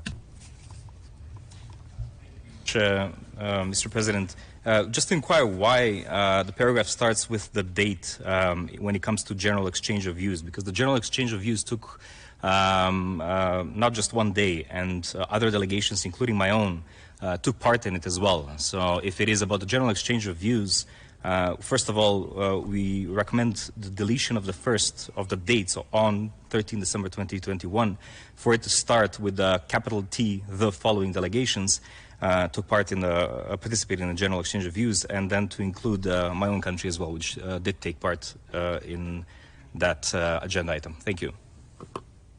Merci beaucoup. Thank you very much. And Pakistan.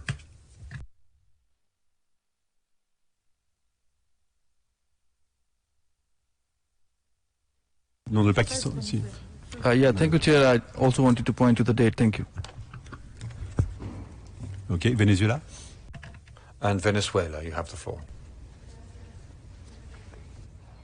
Observación, mi delegación participó en el debate. My delegation participated in the general debate on behalf of our group, but also nationally. And reading the text, we have the impression, reading the text, that Venezuela only took the floor on behalf of our group. We would like to have the same language as used for the preparatory committee, that is to say, the Venezuela with the parentheses and the non-aligned movement, which are high contracting parties to the CCW. So that's the same language that we would like as is used for the preparatory committee and for its report. Thank you. Merci beaucoup. Thank you. As I indicated, the list isn't complete. It will be completed through the work of the Secretariat, taking note. We have a record of all those who participated. We simply have not had the time to update this list of countries fully. Thank you very much for tracking our work. You should know and be reassured that your country names will be included. Do you still wish to take the floor, Sierra Leone? Mr. President, it's for the records, and please could you, as you said, the Secretariat will do so, and I'll be grateful if it could be added. Thank you. Bien sûr. Of course. Nigeria. Just to also notify that Nigeria took part, but based on your last comment, so it's agreeable. Thank you. Merci beaucoup, Géorgie. Thank you very much. And Georgia.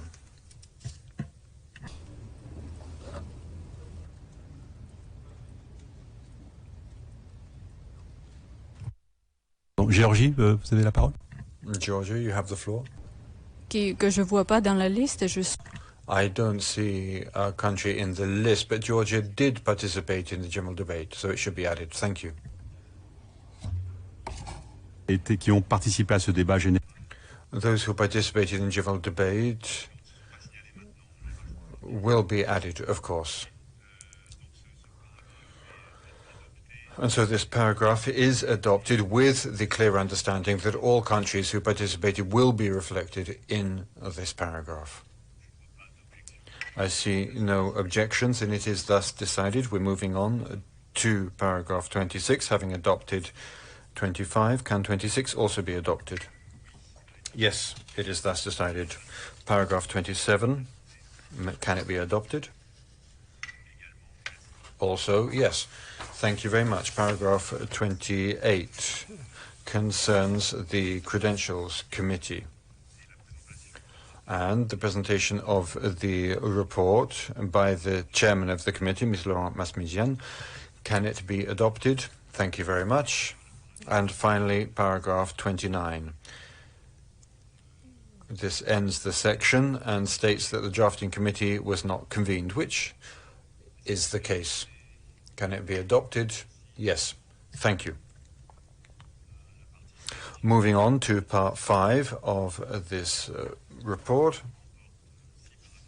There are 6 paragraphs here, 30 through to 35. We will take them one by one. The first paragraph concerns the approval of the report of the Credentials Committee. Can we adopt paragraph 30? Yes. Thank you. Paragraph 17 approves the reports of the Main Committee 1 and Main Committee 2. This is the next paragraph. It lists the documents concerned. Can it be adopted? Thank you. It is thus decided. The next paragraph is paragraph 32.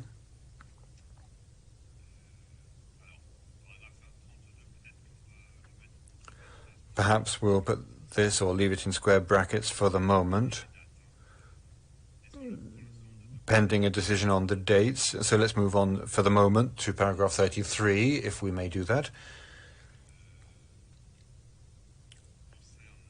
Paragraph 33 concerns the nomination of the next president of the meeting of the high contracting parties to the CCW. Russia has requested the floor. You have the floor of the Russian Federation.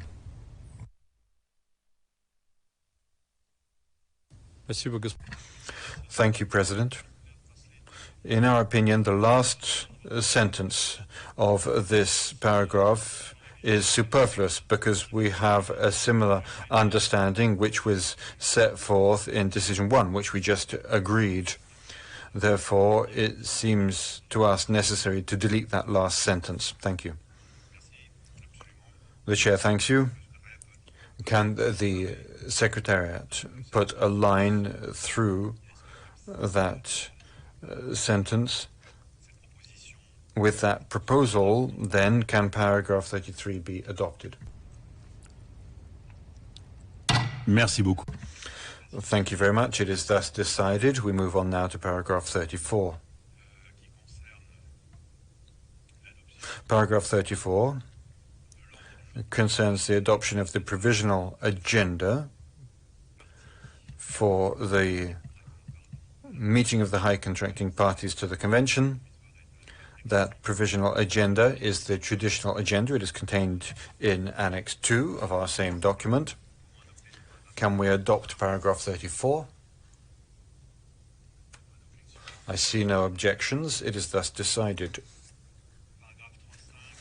Paragraph 35, I think that we need to put this aside for a little while because we need to go back to the question of dates before we can approve it. And so I will give the floor to the Secretariat, who I am now sure has found the magic formula and will be able to give us 10 days for the GG and laws, if possible, back-to-back with the meeting of experts on Protocol 2 and 5. I think it will be difficult, but I will give the floor to the Secretariat. This is a very complicated mathematical equation to solve because not all rooms are available. Room availability is extremely complicated in 2022, which will be a very busy year. But I will ask for clarification now from the Secretariat.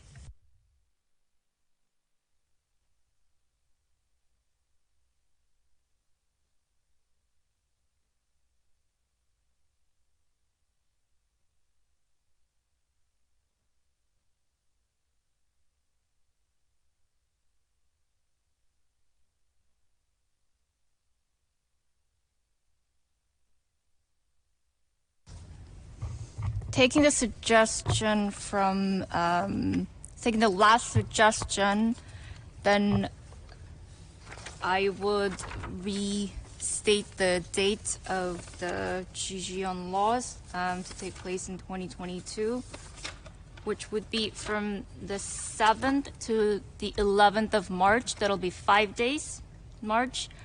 And taking the suggestion to move the second session of the GGN laws to not the last Friday of July, but to the week before, which would be from the 25th till the 29th of July. And then the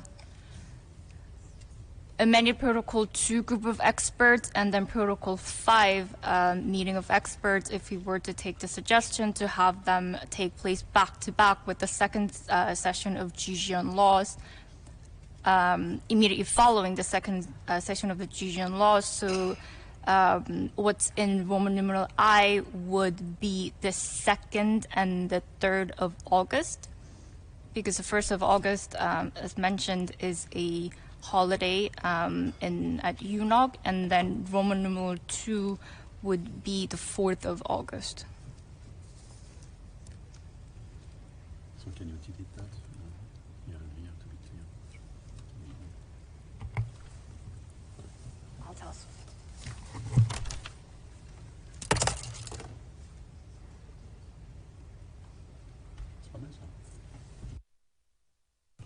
Ok, ça me paraît pas mal. And so that does not look bad to me at all. And next I have Spain. Muchas gracias, señor. Thank you very much, Chairman. However, these dates do present a few difficulties, because if they're the same delegates, or the experts who are travelling, then they need to be here for 3 days over the long weekend, which represents an increased cost. And then there's also a direct overlap with dates from the Conference on Disarmament. Personally, I would perhaps have difficulty in chairing a meeting if there was an interruption or a clash with the CD. I think that we need to have a group of experts on laws. That's fine, but I'm not sure about the dates for the amended protocols in April. Thank you. Merci beaucoup. J'ai bien Thank you very much.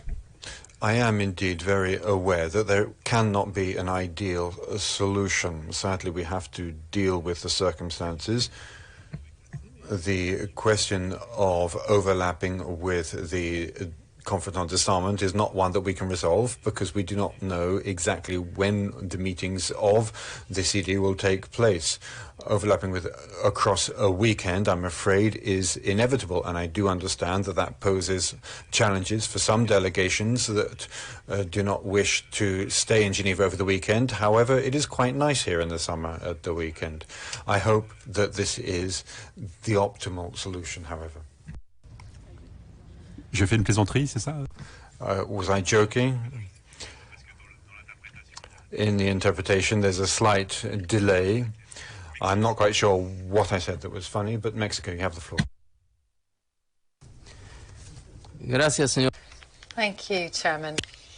I think it's more a matter of principle. Obviously, the experts may be happy to have a day of holiday during the session, but I think for our governments that are paying, perhaps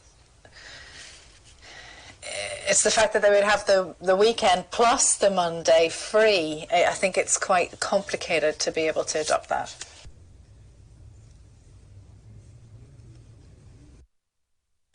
Pardon. Cuba, s'il vous plaît.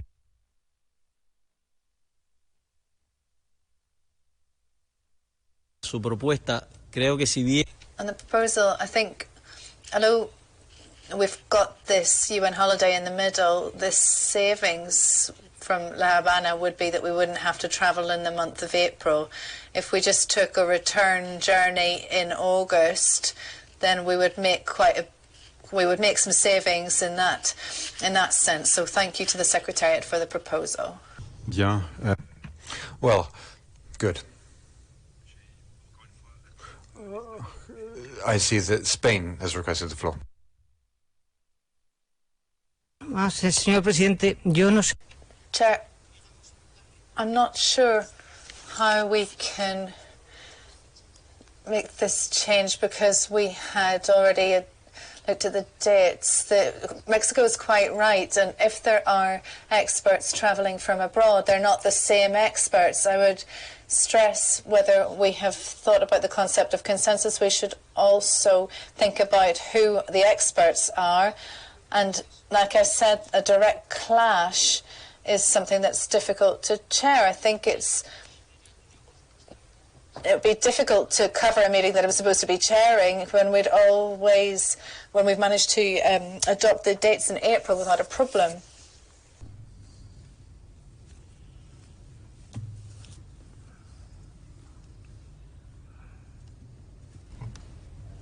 La Russie, s'il vous plaît. Russia, please.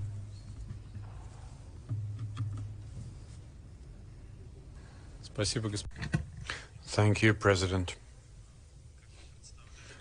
It would appear to us that these dates could be a reasonable compromise for all of us. It is highly unlikely that we could avoid all clashes. 7th to 11th of March is not very convenient for us. As you all know very well, the 8th of March is International Women's Day. And we have a strong understanding of the need to ensure that the inclusion of the women and their work in the work of the GGE must be done in a balanced way, and it will be fairly difficult for us to deploy our cherished women of the Russian Federation in that national holiday, given that date. However, as a compromise, we are ready to work on that. And we are ready to agree with the dates as proposed. And we urge other delegations to demonstrate equal understanding and understand that we all have different holidays, and we should not compete in this sense here in the Palais des Nations. And so, therefore, we are ready to agree with these dates. Otherwise, we could get stuck in a long discussion trying to find the ideal dates for each and every delegation. Thank you. Faciliter la vie. Thank you for making my life easier. Allow me just a moment, please. We'll try and find a solution.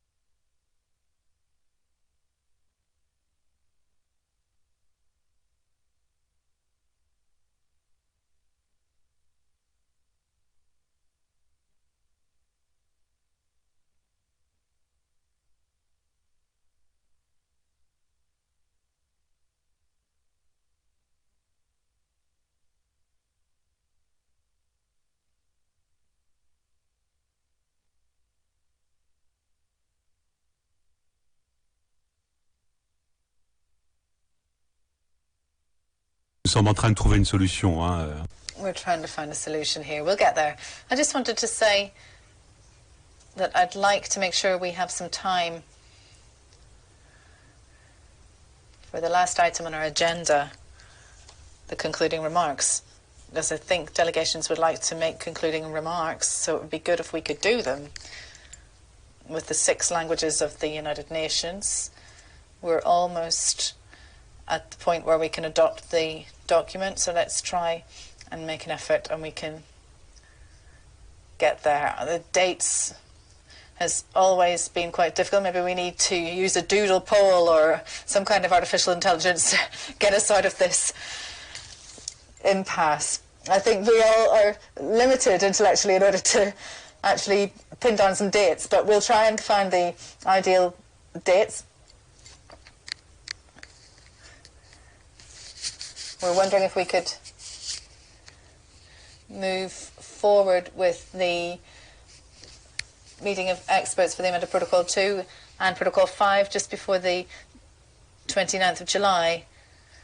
So we'd have the 3 back-to-back sessions with a weekend, of course, in between. It's impossible to do otherwise.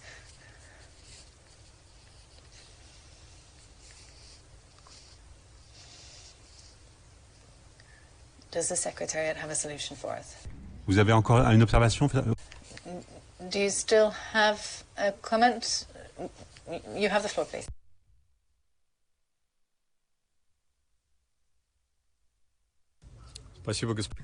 Thank you again, President. While the Secretariat is working on the dates, in order to save time, we would like to draw attention to 4, where we have a list of documents. We would like to include in that list of documents the working documents that were submitted during the review conference. This is Annex 4. All the more so because we have references and links to some of them in the documents. In addition, as regards the list of participants, unfortunately, we have not yet received this list. Perhaps our delegation may wish to make some corrections to the list, and therefore we would like to reserve our right to correct the list of participants as regards the participation of the Russian Federation. Thank you. Oui, absolument. Yes, absolutely. I was going to get to that. In the list of documents under Annex 4, we'll include all of the working documents. The Secretariat hasn't had time to include those yet, but they will be. So we'll adopt Annex 4 on that understanding. For the list of participants, the same. They'll be pending your corrections. They'll be corrected accordingly. So coming back to decision 4 on the dates, can the Secretariat let us know if we can now... I think we're quite close.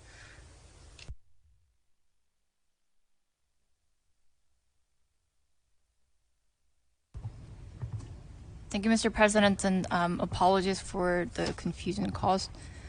So if we were to hold the meeting of the group of experts of Amended Protocol 2 and Protocol 5 before the second session of the GGN laws, not after, to avoid that one-day holiday, then the group of experts of Amended Protocol 2 would be on the 20th and the 21st of July 2022. Protocol 5 will be on the 22nd of July 2022. And the second session of the GGN laws will be from the 25th to the 29th of July. Voilà, il y aura un week-end. So there'll be a weekend between the two, but not a 3-day weekend, a normal 2-day weekend. But I don't really have any other option to put to you. Can we all agree? Can we take decision 4 to be adopted? I see no flags. It is so decided. Let's go back to paragraph 32 from the final document.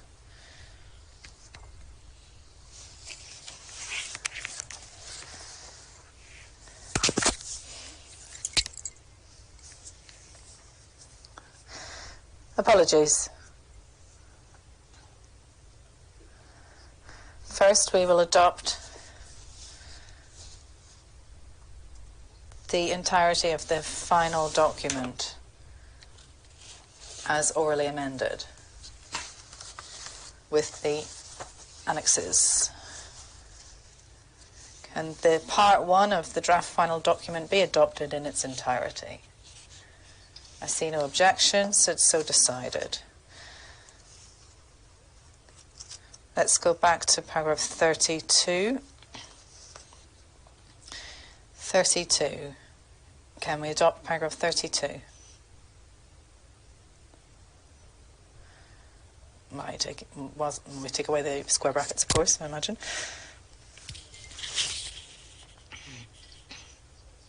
It is so decided. 35. Can we adopt paragraph 35? It is so decided. Now we just need to adopt the final declaration of the 6th conference of the CCW in its entirety. Can this document be adopted? Cuba, please. Chairman, we need to bear in mind that part 2 has a numbering error after paragraph 24. It goes back to 19 and then repeats a number of consecutive paragraphs. The numbering is repeated. This is something that I mentioned before. That's where the mistake is. Yes, thank you. Désolé pour l'erreur. Sorry for that mistake. You're quite right. Of course, everything will be renumbered correctly. Thank you, Cuba, for having reminded us of that. With that correction as to the correct numbering of the document, can I take it that the final declaration of the conference can be adopted?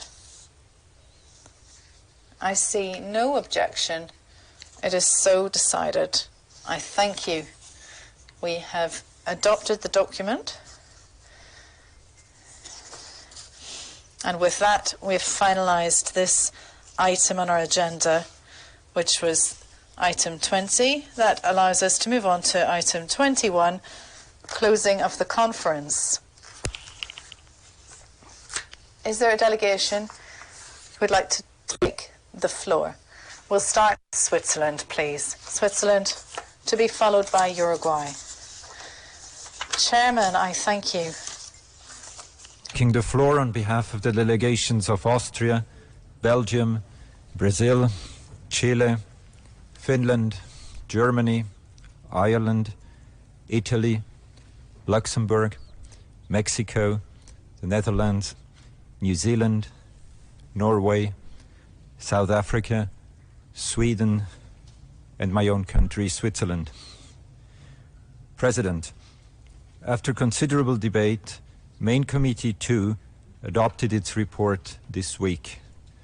The outcome includes a number of elements on laws in the solemn declaration and the mandate for the future work of the GGE.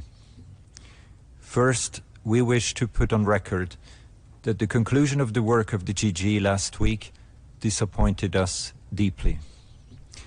Over the past 5 years, the GGE has made progress on framing issues around lethal autonomous weapons, including the endorsement of 11 guiding principles by high contracting parties.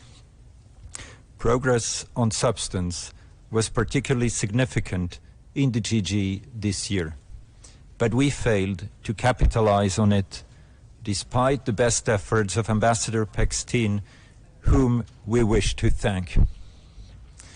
A key understanding reached from our work so far is that autonomous weapon systems, which cannot be used in compliance with international humanitarian law, are de facto outlawed and their use must be prevented. However, it is abundantly clear that the GGE's results to date are not sufficient to address the urgency of this issue. At the present rate of progress, the pace of technological developments risks overtaking our deliberations.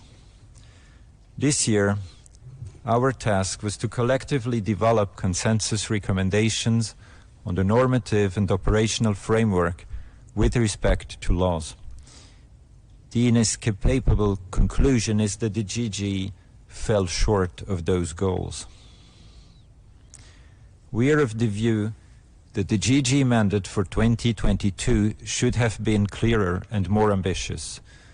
Our delegations welcome the fact that the GG will continue its work, and our delegations will spare no effort to ensure that it achieves substantive progress. Our work must be productive and develop effective responses to the challenges autonomous weapons systems pose.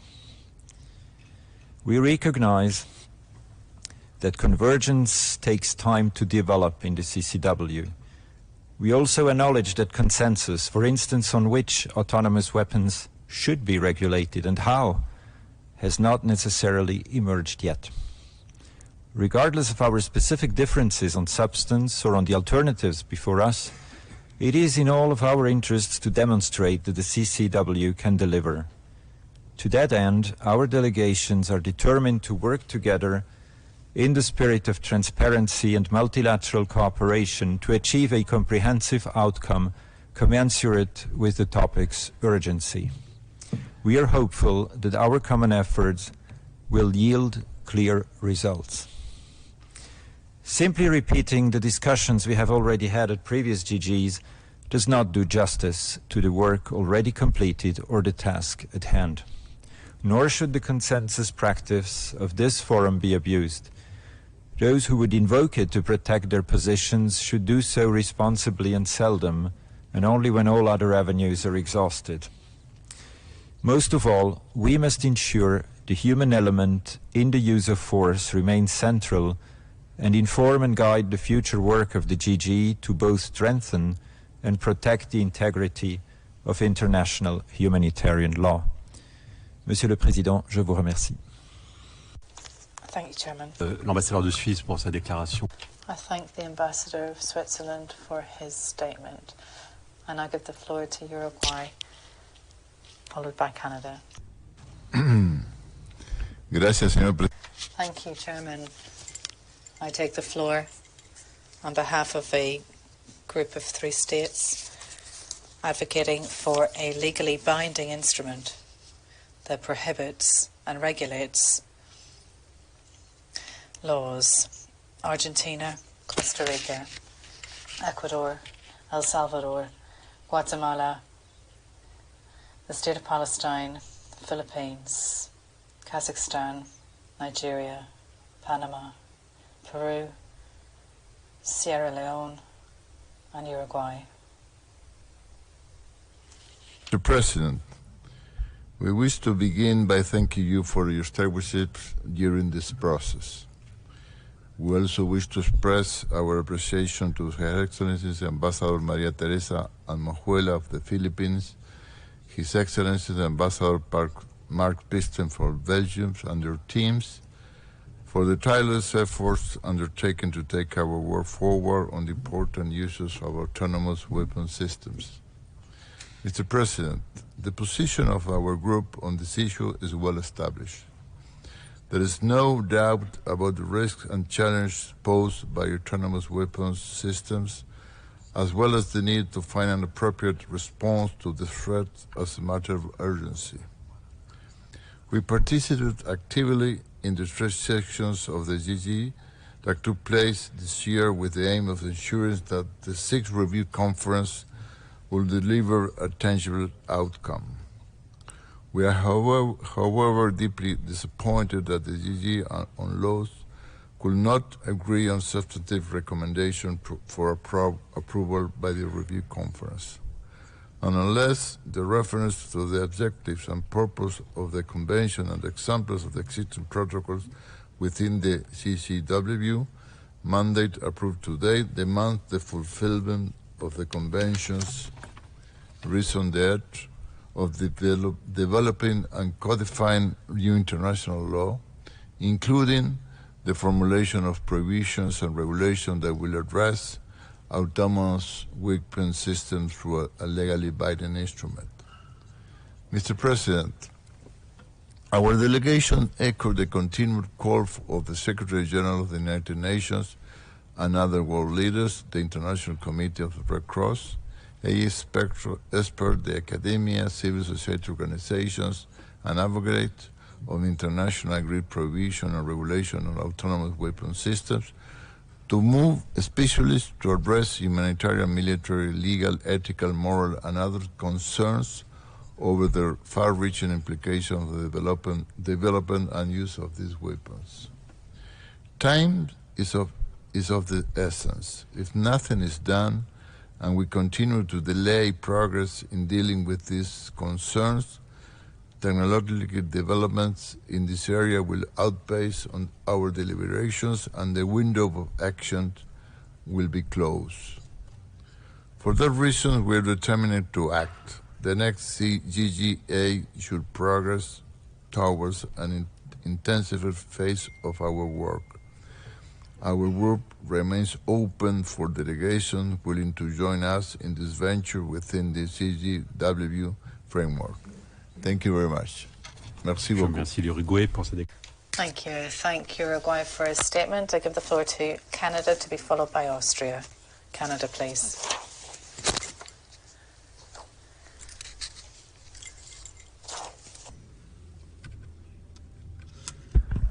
Tout d'abord, notre délégation. First, our delegation would like to congratulate you for your tireless work which brought us to adopt the final document. We also like to thank the Philippines as the chair of the Main Committee 2 for the efforts undertaken to adopt a mandate for the GGE on laws. On this topic, we'd like to reiterate that the result of the work of the group last week deeply disappointed us. Indeed, we did not manage to make the most of progress made over the last number of years and this year, and this in spite of the tireless efforts of the Belgian presidency, to whom we'd like to express our gratitude. We believe that the new mandate of the group should have been more ambitious. Nevertheless, our delegation is pleased to see that the GGE will continue its work, and we will spare no effort in ensuring that it creates substantive progress. One of the main conclusions of our work is that the laws that cannot be used in keeping with international humanitarian law are by their very nature illicit, and they should not be used. However, this conclusion is obviously not sufficient to respond to the urgent nature of the questions that we are tackling. We acknowledge that a consensus has not yet emerged on the determination or the definition of laws that need to be regulated, and as well how that should be done. On that, our delegation is resolute in its desire to work in a spirit of multilateral cooperation and to find a collective result commensurate with the urgency of the matter.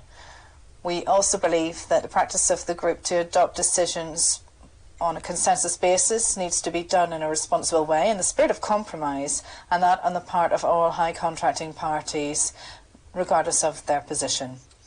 In spite of our differences, let's work together in order to guarantee the integrity of international humanitarian law and ensure that the human element in the use of force is core.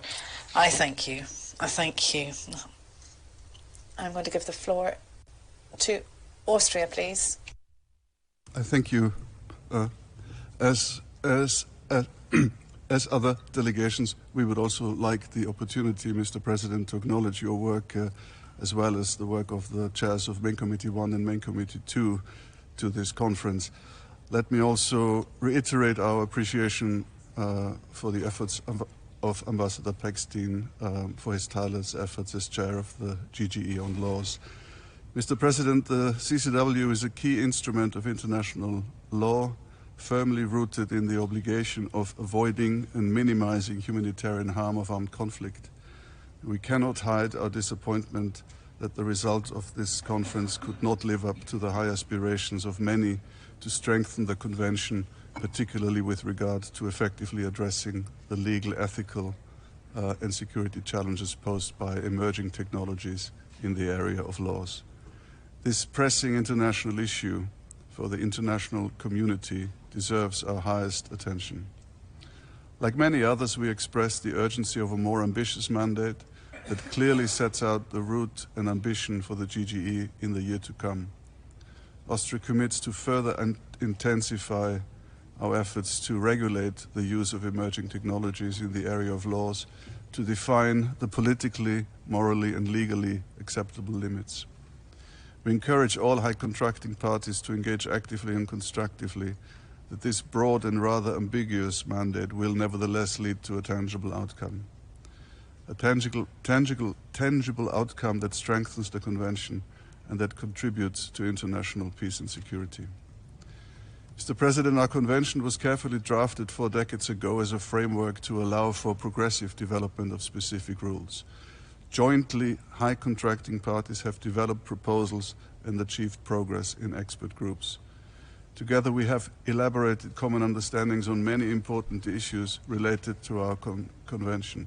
This acquis of our Convention was developed progressively.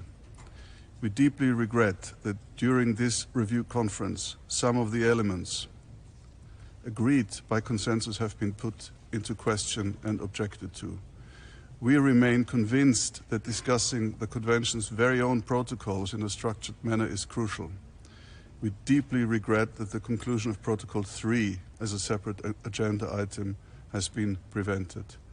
Moreover, high contracting parties should remain open to discuss issues pertinent to the Convention, such as Motapem.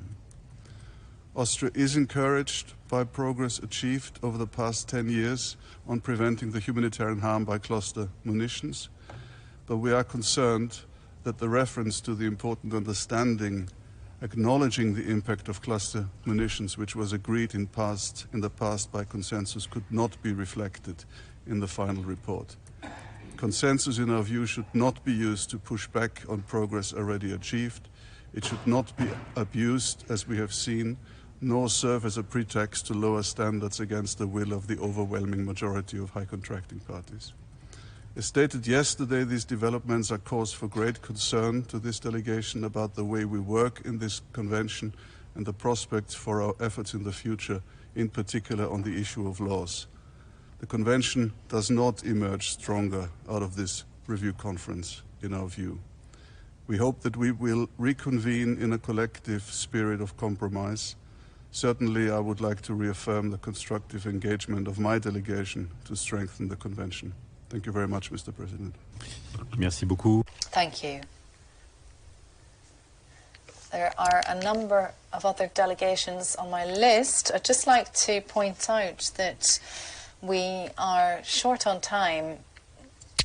It's, well, at 6:15 all the microphones will turn off.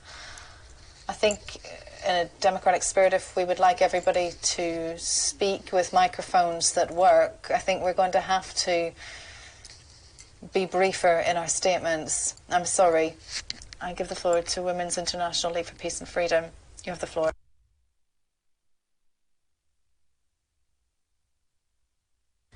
Thank you, President. I'm delivering this statement on behalf of the Women's International League for Peace and Freedom. We would like to congratulate you in your role as President and both chairs for the assumptions of these roles and undertaking complex work here. We applaud the CCW on its first reference to gender in a CCW Review Conference declaration. It exemplifies the effectiveness of collaborative work and a willingness of states to heed the call of their colleagues, civil society experts, and the voices of those who have suffered. We have long known the gendered impacts of weapons. However, we also know how easily this knowledge can be ignored, the evidence overlooked, suffering dismissed. I am sure that no state here would wish to minimize the disproportionate or differential harms caused by certain weapons. Weapons so egregious and unnecessarily harmful that they have been enshrined in law as unusable according to the dictates of global conscience. I am sure that no state here would forget that this is the place where we used shared language to find common ground, to protect human life, and find something like decency, lest we forget in moments of conflict and adversity. I won't focus on text here, we've seen a lot of live editing already, but I would remind us of the progress we are capable of and the progress we have made. Much work has been done in terms of increasing gender diversity of clearance teams, dealing with cluster munitions, landmines and other explosive remnants of war. For this conference, to call this work in any way superfluous would be to insult the very risks they take on the ground, the legal, ethical and difficult text-based work undertaken in diplomatic fora.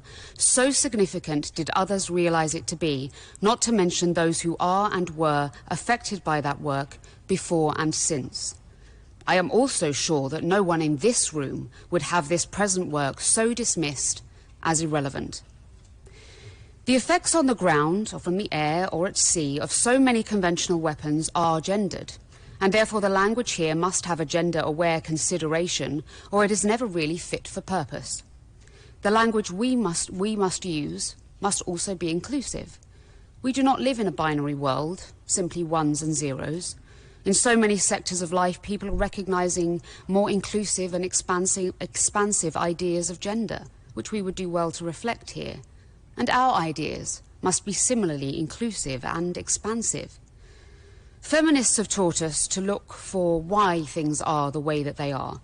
Why is the CCW deadlocked on certain issues? Why is the world so militarised? Who benefits from this? And who suffers?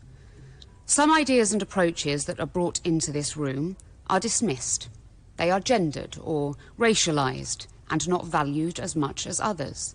We should reflect on this too, in our work and our language. Finally, I leave the room with a question. Under the Latvian presidency, the 5th Conference of States Parties to the Arms Trade Treaty paid time and attention to gender-based violence, and the gendered impact of conventional weapons, which resulted in new research, new practical guides, gender-balanced monitoring. These are industries in themselves, with heads of delegation amongst many giving concrete recommendations for action. Therefore, I ask, President, I ask the entire CCW membership, is this something that this forum can aspire to one day?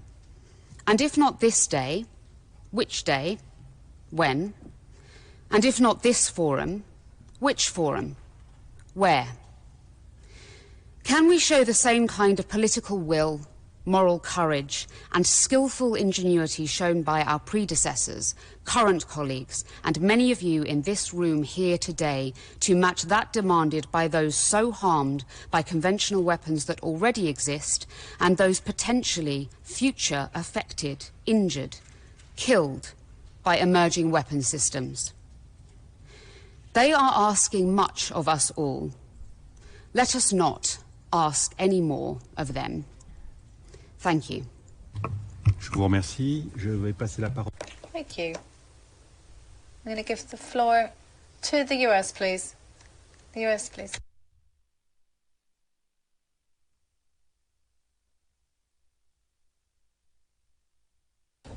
Thank you, Mr. President. And we wanted to begin by registering our appreciation to you, to your team, to the main committee chairs, to all of the office holders, all the coordinators of this review conference, to the ISU, to the interpreters, all of whom worked so hard to support achieving the goals of this conference. So thank you very much for that.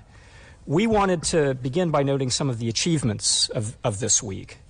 We believe the financial measures that we adopted represent a significant achievement and the culmination of several years of hard work on this issue. A more stable financial footing will help high contracting parties complete the work that we envision for ourselves over the next 5 years. We also think we've made important progress on the implementation of amended Protocol 2 and Protocol 5, and in particular the work related to improvised explosive devices. The misuse of IEDs by non-state armed groups reinforces our determination to continue to explore ways within the scope of amended Protocol 2 to address the global problem of IEDs. We also think we've made substantive progress during our discussion of laws over the course of the GGE.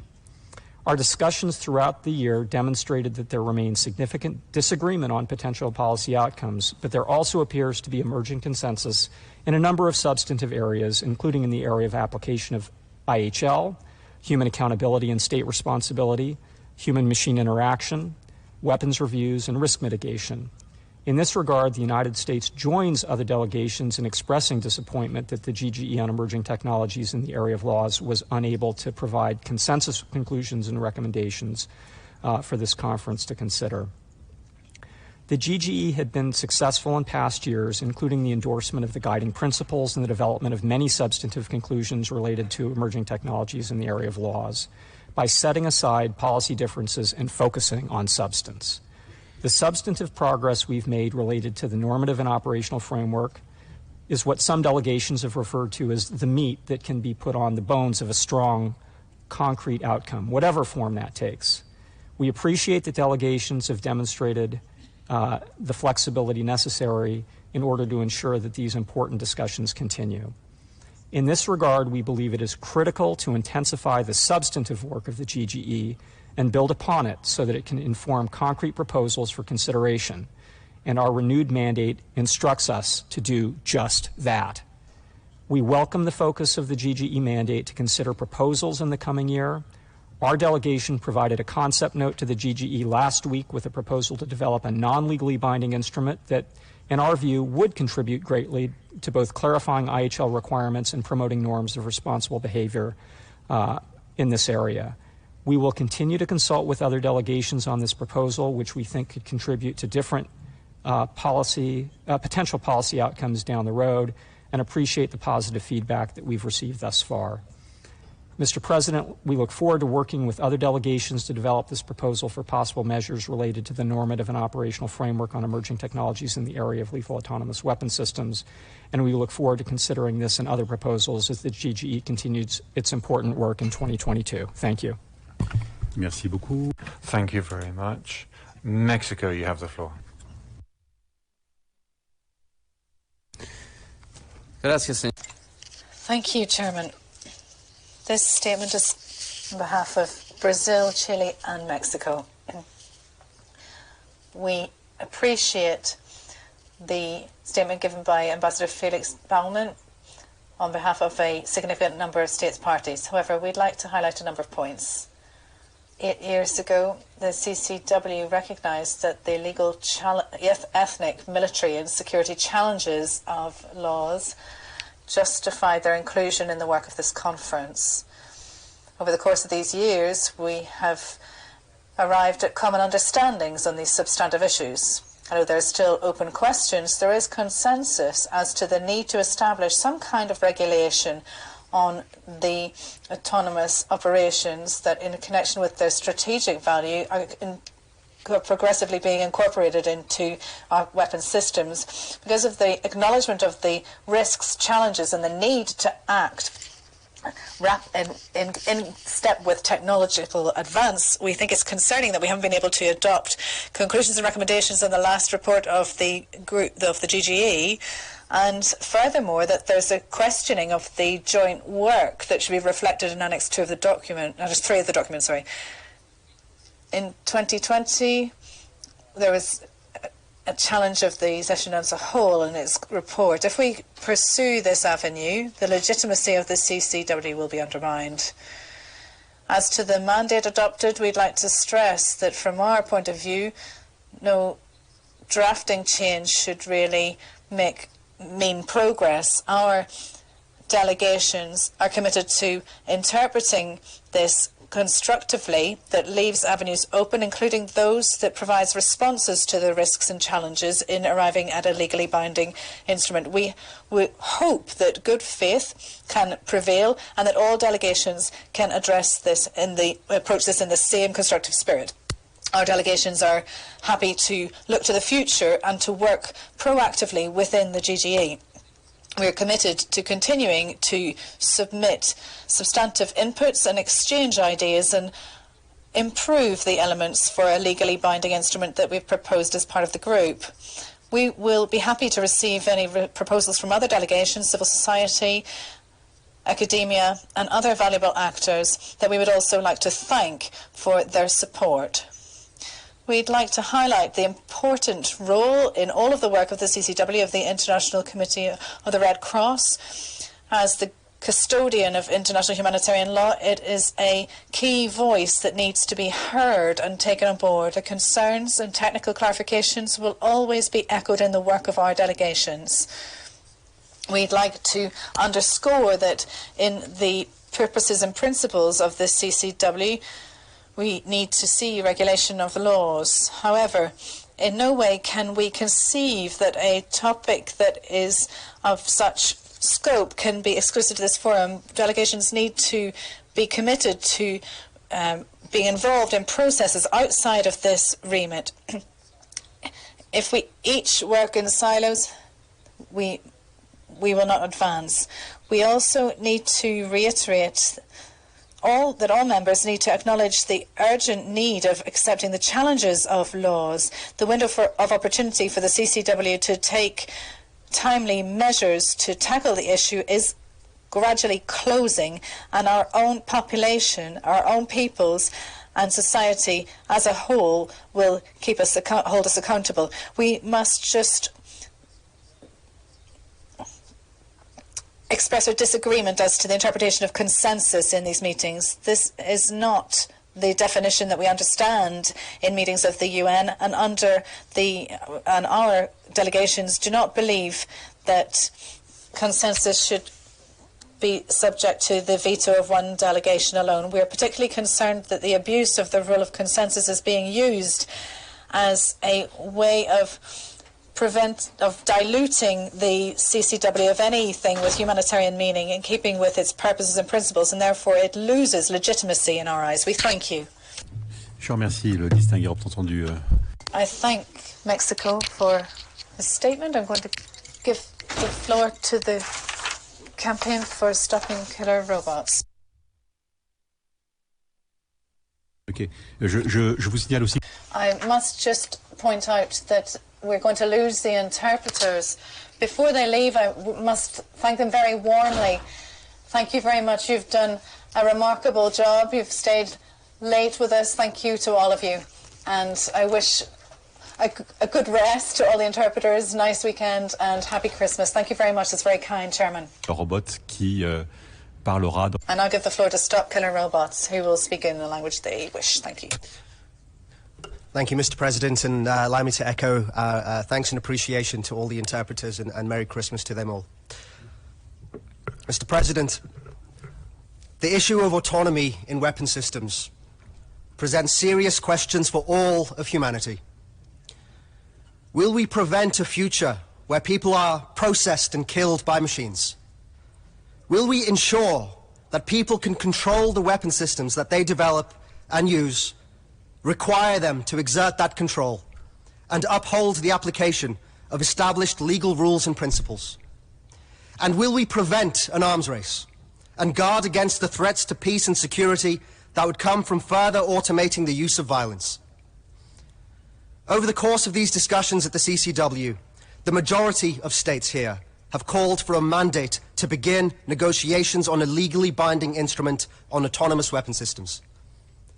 That call is the result of 8 years of intensive discussions and is grounded in widespread recognition of the moral, legal, humanitarian and security risks posed by autonomous weapon systems, and clarity over the solutions that the world urgently needs to safeguard our rights. Reflecting this, a way forward was initially proposed that recommended a mandate to negotiate an instrument. Within the space of a few days at the last GGE, a handful of states repeatedly took the floor to suppress any mention of the word negotiate. Subsequent proposals were also rejected until the GGE could not propose a way forward at all. In the following days, a small group of states met behind closed doors, culminating in a further diminishing of the mandate proposal. This was not a solution to the problems faced by the GGE. It was an acceptance of defeat.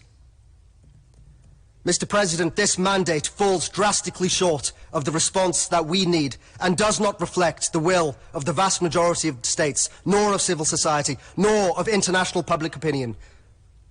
We should recognize from the experience of these discussions that it represents a road to nowhere.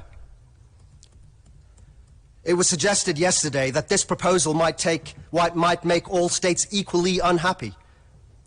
In reality, this proposal sits comfortably with a handful of states whose continued intention is to maintain a perpetual stranglehold over the progress here at the CCW and to halt global movement towards protecting our rights, our dignities, through new law to ensure meaningful human control over the use of force.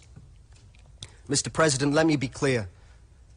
This mandate is a disgraceful representation of all of the hard work that has been done this year to make progress.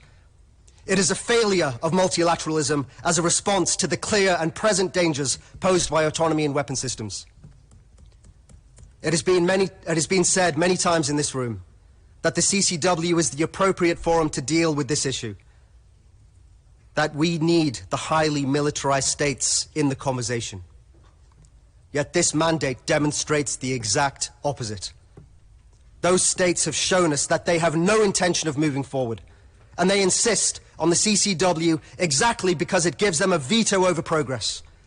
Because of them, the CCW has failed to deliver, and the serious work towards a legal instrument addressing autonomy in weapon systems will now have to happen elsewhere.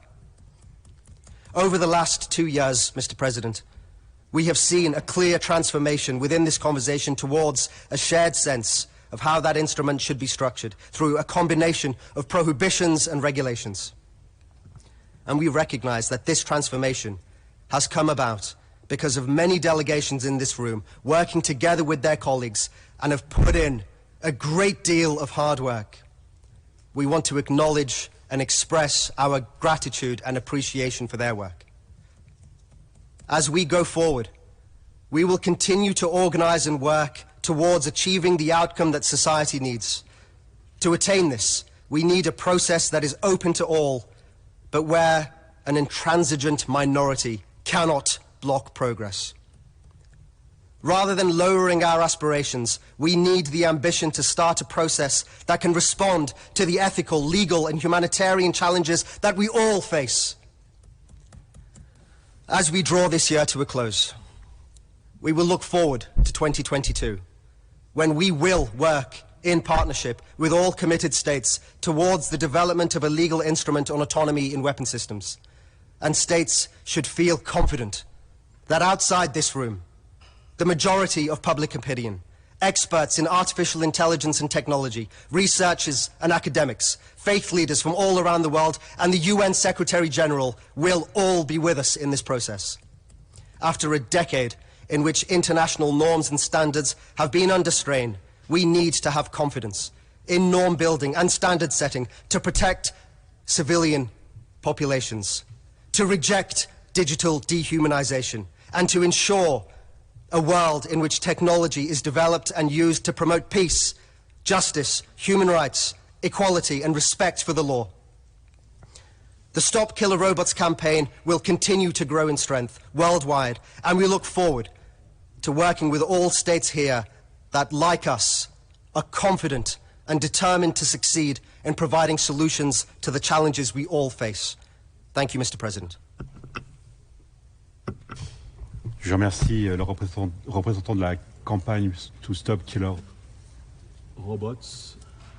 On me dit que nous allons devoir changer de salle. J'en suis désolé, mais c'est un peu curieux, mais c'est les mystères des Nations Unies. Dans cette salle, les micros vont être coupés dans quelques secondes. C'est comme ça, je ne comprends pas pourquoi, mais c'est ce qu'on me dit.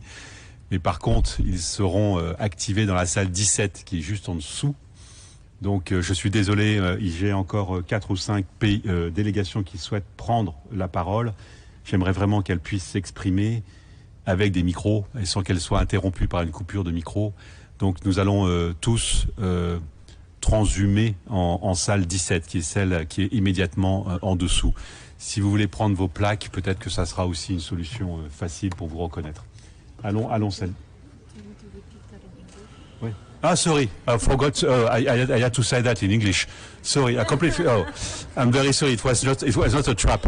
No, the question is that the microphone will be interrupted. Will be cut in few seconds. I don't know why the UN. It's a mystery of the UN. You know, the microphone will be shut down in few minutes.